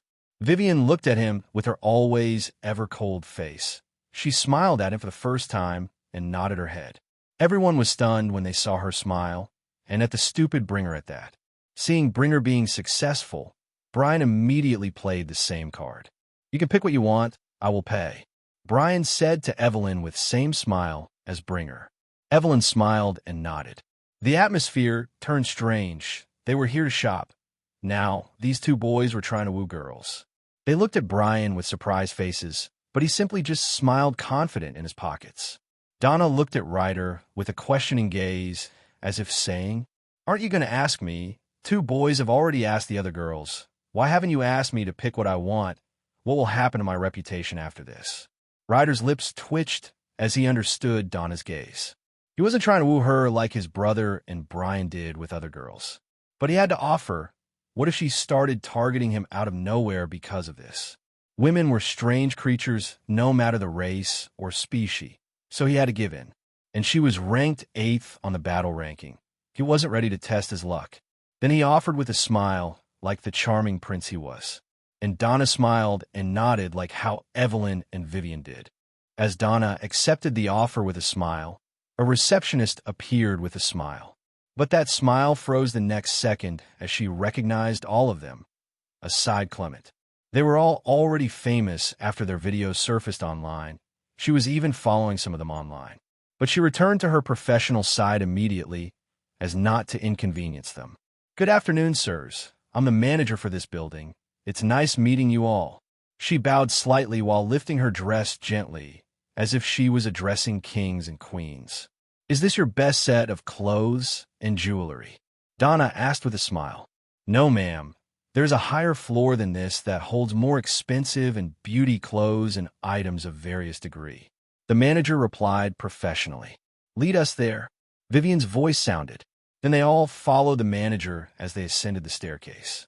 But as they got to the door that leads to the next floor, they were stopped and asked to make payments in order to enter. They were being charged 3 low mana crystals each just to enter the next floor. If such a thing happened outside the floating island, people would protest. Truly, even if you don't plan to spend here, you must spend. But this policy was put in place as some people don't plan on spending or buying anything. They just browse around, take pictures, and waste the store's time and effort, then leave. So the ground floor was free, but the subsequent floor demanded payment. Everyone paid and stepped in without speaking at all or change in expression. As the guard allowed them to step in, they were open to another world. It just seemed whatever luxury they witnessed, there was always a higher luxury somewhere. They had both male and female clothings, so everyone started looking around. They got glances from other people due to their faces and aura. The girls went on a spree. Whatever they set their gem-like eyes on, they picked it without asking the specifics. Even the clothes glitter a little without any reflection of light on them. Anthony and the boys also picked some clothes, shoes, and wristwatches. The boys picked within their spending limits, as the prices were always tagged on whatever you were buying. But Anthony just picked the most expensive ones without batting an eye. The others looked at him, wondering how rich he was, as they didn't see him meet any family members to get mana crystals. They spent about an hour going through the entire clothing store. After they were done, they walked up to the manager in order to make payments. As Anthony was about to pay for his selection, since he was the first at the counter, someone, a handsome young man, stopped him with a smile and said, "Why don't I pay for that handsome?" Immediately the words left the young man's mouth. The entire world seemed to stop for Anthony and his group. Vivian and the rest were speechless. "My name is Callum Carl Hemer. I've been watching you for a while since you stepped in. The way you carry yourself, your footstep, the way you speak, your face, your voice. They all seem to resonate with my soul. so allow me to pay for this, and I hope to speak with you further after this. No one dared to laugh right now. Someone was hitting on Anthony right in front of them, and that someone was a man. In this world, there was nothing against the gays and lesbians. Nobody had time for that or criticize anyone for that. Everyone was focused on their cultivation journey. Anyone having anything against them was either just too jobless or stood at the bottom of the cultivation journey with no hope of improving. To think your first romance and date would be with another man. Your life is truly a funny story. Romulus, who has always been sitting on Anthony's head, started laughing at him with no sign of stopping and no sign of this usual regal demeanor. Anthony's mind was blank. He had fantasied a lot about women asking him out. But here a man declared he was resonating with his soul. Fuck, I need to meet the stupid author writing my story now. Anthony screamed in his mind, but still kept an expressionless face. He had nothing against the LGBTQ community, but the fact that the first person to approach him with a confession was a man stabbed him in the heart. He felt betrayed by. The young man, while still smiling, waited for Anthony's response. Even the others waited to know what he would say. If it was another random person the young man fancied, he would have used force and not really waited for a reply. But he could feel it earlier, like he said, the way Anthony walked, and everything was grace itself. There was no way someone who carried himself like that would be at the F rank, so he didn't fall for the aura Anthony released. He wasn't a stupid and arrogant young master. Even the way the rest that came with Anthony walked and talked, he could tell they were not ordinary people. Ordinary people can't give birth to such a face and physique and grace. Anthony looked at everyone and saw them waiting for his reply. He looked at Vivian and the rest of the girls for a second. Then he turned to the young man and smiled while saying in acceptance, "The name is Anthony. Thank you for your offer. I happily accept." The rest of the crew were too stunned to say anything. They all had one thought in their minds. He swings this way? The young man smiled as Anthony accepted him and walked up to pay for Anthony. "How much?" he asked with confidence. The manager looked at him like an idiot. The manager knew Anthony was from the Null family and their heir, but it seemed the young man didn't seem to know this. So she just calmly replied with a smile. 5 top mana crystals. Everyone's mind immediately went blank when they heard the price. They sucked in cold air at such price. 100 low mana crystals equal 1 high mana crystals. Then 1,000 high mana crystals equals a top mana crystals. Anthony had just casually spent 5,000 high mana crystals like it was nothing. Even top-tier families dared not give their children such amounts of funds because it was utterly ridiculous. The young man was stunned. He didn't know what to say. He come from a rich family. That's why he had the confidence to offer to pay, but it seems his pockets wasn't deep enough. Everyone looked at him, expecting him to pay or say something. Anthony looked amused as he too waited for the young man's reply. But as the young man didn't say anything even after 10 seconds, Anthony said with a smile, "It seems we are not fated to be together, Callum. Maybe in our next life." Callum just coughed awkwardly and agreed, then left the store immediately without waiting. As Callum left, Anthony's face darkened and the rest started laughing at Anthony without mercy. It was just too funny to them. Anthony looked at their laughing faces and snorted. He casually tossed out 5 top mana crystals like they were mere stones and left to sit down and calm his anger. The Storm brothers and Brian couldn't laugh for long as the girls literally emptied their pockets. Vivian's clothes had cost Bringer 7 high mana crystals. Evelyn's clothes cost Brian 8 high mana crystals. Donna's clothes cost Ryder 8 high mana crystals. The Storm brothers and Brian didn't even have money to pay for their own clothes. Even the money their families gave them wasn't enough, and it's only the first day on the floating island. They begged Anthony for money to pay, but Anthony didn't even give them a glance. They laughed at him earlier, so they had to pay for consequences. And just like that, the 3 of them went broke in just hours after they stepped into the floating island. They didn't dare to call their families for more money after just receiving funds a while ago. Everyone then left the store with happiness on their faces. Well, not everyone. Anthony's face was still dark as he fell into his overthinking session after meeting Callum. The Storm brothers and Brian had dejected looks on their faces. The children of top-tier families that rule world being broke was a funny sight to behold. The next day, everyone slept and woke up they wanted since they WER'd at the academy, where they had to wake up on time to train and at classes. But since waking up early has been graved into their souls since they awaked at tea, some people still woke up early by mistake. Anthony and his friends could be eating at the hotel. They stayed with happiness as they had indeed enjoyed their first day on the floating island. The academy provided each person a certain amount of food per day. So, some people like Bringer won't swallow the academy's fortune. But the academy also gave them crystals. Anyone that is still unsatisfied can just buy more food and eat. But they were all awake. FD rankers can go 2 days without food. So the academy decided to just give them oof. It wasn't like anyone would die of hunger in 3 days, as that would be the funniest joke. As they ate, Brian asked, "What are we going to do today? It's already PM. We woke up too late." They all literally woke up late, due to walking yesterday. "How about we head to the beach and swim? Oh, we could catch the fishes there and eat them. You aren't allowed to fish at the beach." "And why not?" "That's a tourist tour. They're meant to be preserved and untouched. Besides, the floating island have rules, and you might be arrested and your family will be fined. And with the amount of outrageous prices we've by staying here, I can't imagine how the floating island would reap your family in the name of damages you caused them in order to compensate them and for your bail." After they were done eating, they decided to buy some swimsuits for the beach. They walked back to the shop, and the girls bought swimsuits, and the guy bought shorts that were just above the knee. They started running to the beach since it was far away and would take some time to get there if they just walked. Although this place was called an island, Anthony didn't dare to call it that as the size was just too huge to be called that.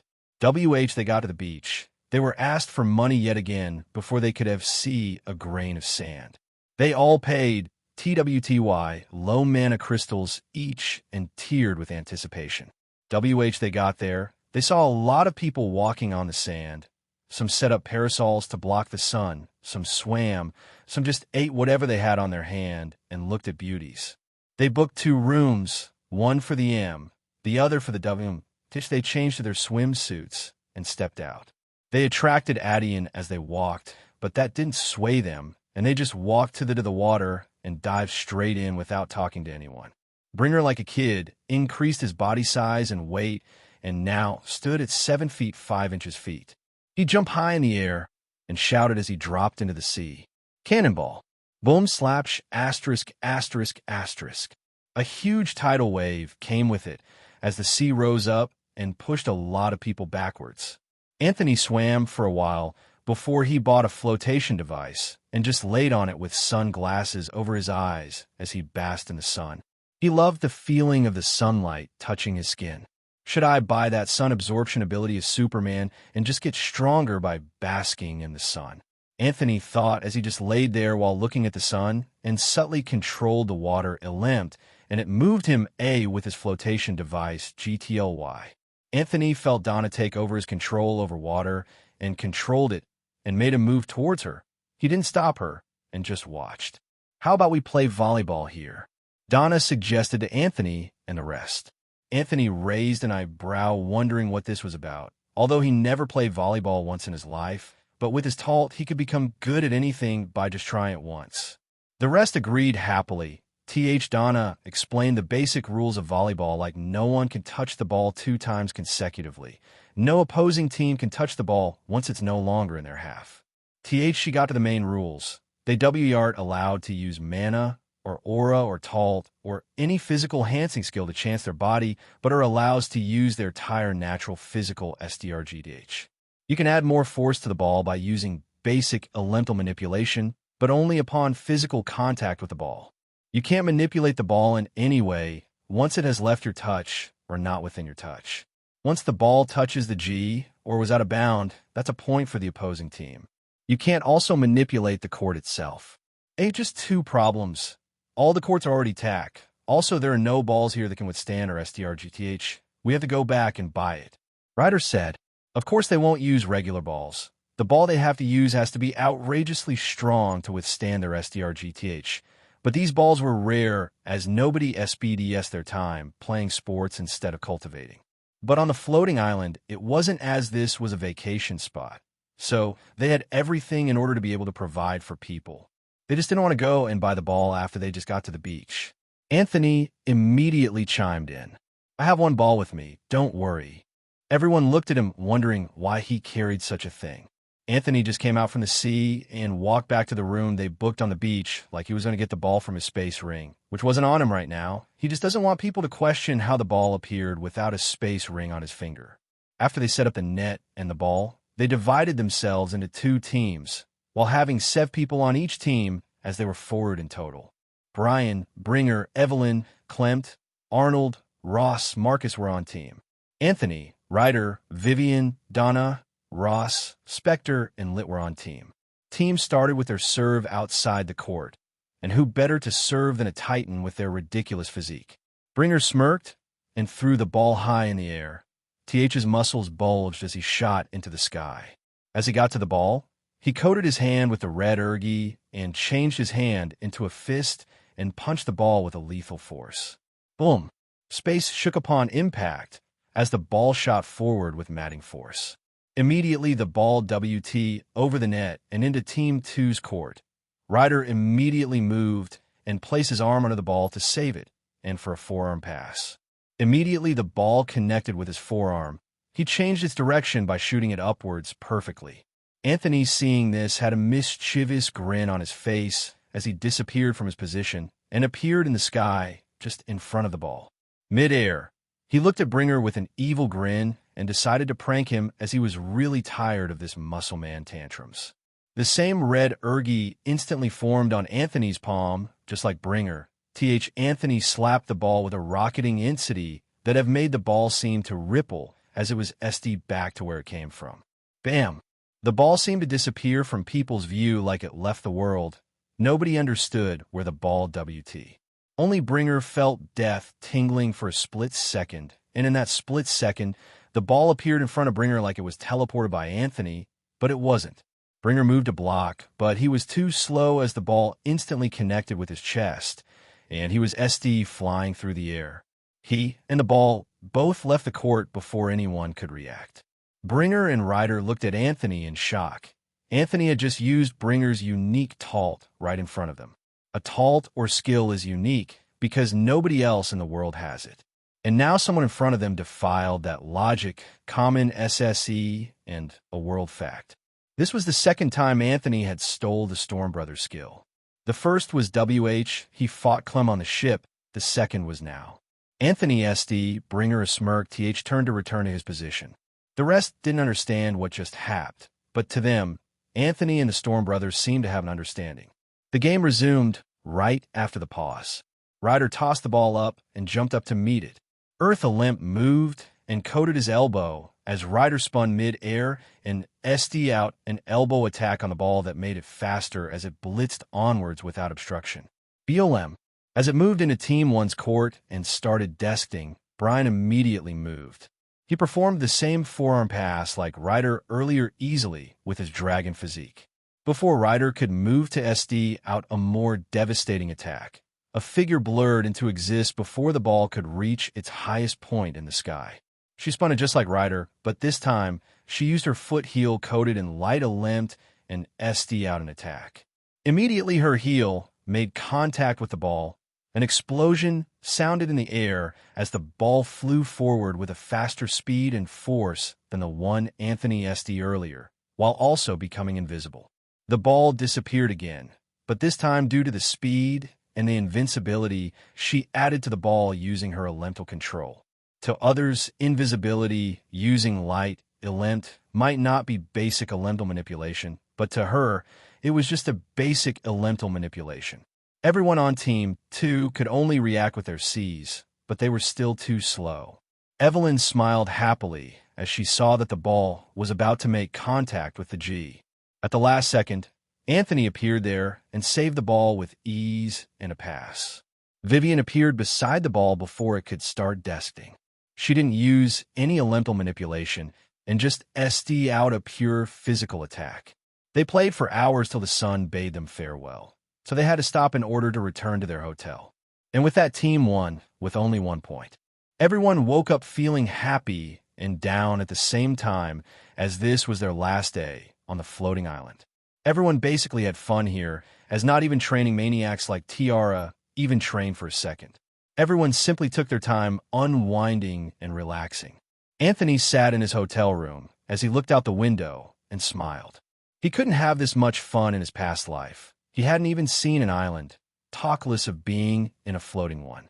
Anthony enjoyed every second of his new life. The laziness of his clones, the food, the system, the account filled with money, the vacation, the bloodbath, the assassins, the demons, the forsaken cult. He looked up at the sun with his deep blue gem eyes as the sun reflected on them that made them look like they were shining and reflecting the sunlight. He stood up with a sigh as he finished reminiscing about his first life and went downstairs to meet the muscle men. When he got downstairs, it had to be said, the food at the academy doesn't even come close to the one at the floating island. Too bad the academy won't let students take anything back to the academy aside clothes and weapons that are within the range of the money the academy gave the other day. Since the ship was scheduled to arrive by 3 p.m. in the afternoon, many people kept exploring till the professor got ready to call.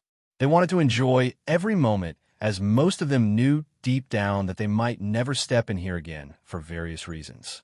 Anthony just looked at Bringer wolfing down plates after plates of food.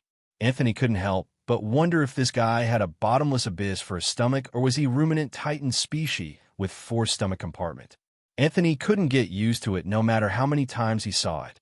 After Bringer's wolfing session was over, they all stepped out again.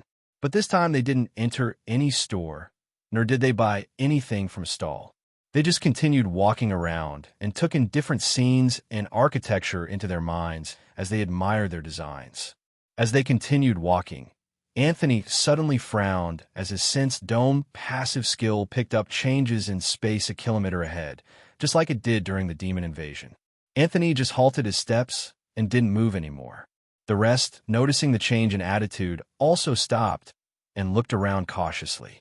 They're on a vacation doesn't mean they would suddenly drop their guard to zero. As if in response to their cautiousness, the air within a 20 kilometers suddenly changed. The earth shook furiously for a moment before it calmed down, but not without causing some damages. Everyone was immediately alarmed by the sudden commotion. A crack in space seemed to occur as a portal immediately weaved in a circular motion and started expanding for some meters, then stopped and stood in place firmly. The amount of mana flowing out of that portal was enormous. Others could only feel or sense the mana movement, but Anthony could see it. Anthony's was shocked by this sight as he recognized what it was. It was a dungeon. A dungeon has just spawned on the floating island right in front of Anthony and his muscle men. This was the thing about dungeons. They're totally random and could be anywhere they liked or wanted. Even if you seal off space in a particular area, if a dungeon wants to spawn, nothing would obstruct its arrival. In order to remove a dungeon from its spot, all you have to do is close it by killing every single monster, beast in that dungeon. Of course, some outrageously strong people don't bother with this method and just go with the second method, which wasn't really a method. The second method was simple. All you have to do is just forcefully close the dungeon by controlling space, or destroying it. Of course, depending on the grade of the gate, that is, you can expect a F ranker to forcefully close an E rank dungeon, or expect a paragon to forcefully close a paragon rank dungeon. Well, depending on your mana control, space control, this can be achieved. Most people who close dungeons with the second method mostly forcefully close dungeons that are lower in rank than them. The Blood Empress is one of such people who use the second method. When she encounters a dungeon on her level, she just throws out a punch and forcefully destroys it. But if it's a dungeon lower in rank than her, she just waves a single hand and the portal would forcefully close. Such was how terrifyingly good her mastery over space really is. Without the space element, don't even bother trying to destroy a dungeon. It won't even budge even if a paragon tried destroying an F-rank dungeon. But people hardly destroy dungeons as the resources inside would just disappear, and that would be a huge waste. Suddenly, different species of monsters poured out from the dungeon like water. This phenomenon is called a dungeon break, where all monsters in the gate just pours out till they are all out. And this dungeon was just an SSS-ranked dungeon, nothing too big or dangerous. After Anthony confirmed this fact, he unsheathed his katana from the sheath. Throughout his stay on the floating island, the katana never left Anthony's waist aside when he went to the beach. Anthony instantly rushed forward with great speed and swung his katana with alluring finesse as he ripped apart the monsters before they could go far. But there were too many of them scattering in different directions. The rest of the crew immediately moved into action with high agility. Brian's saber appeared from his space ring as lightning ran through his body as he left crackling sound and blood splash on his way. Evelyn simply used her light element and created illusions for the monsters and made them to fight themselves. Vivian just waved her hand as frost just covered everything and the beast just froze over and shattered with a bang. As Anthony and his crew laid waste to the monsters, Clint floated high up in the sky as he looked at them with a smile. This generation is truly a golden generation. Just in their first year, they were already overpowering S monsters at minimum.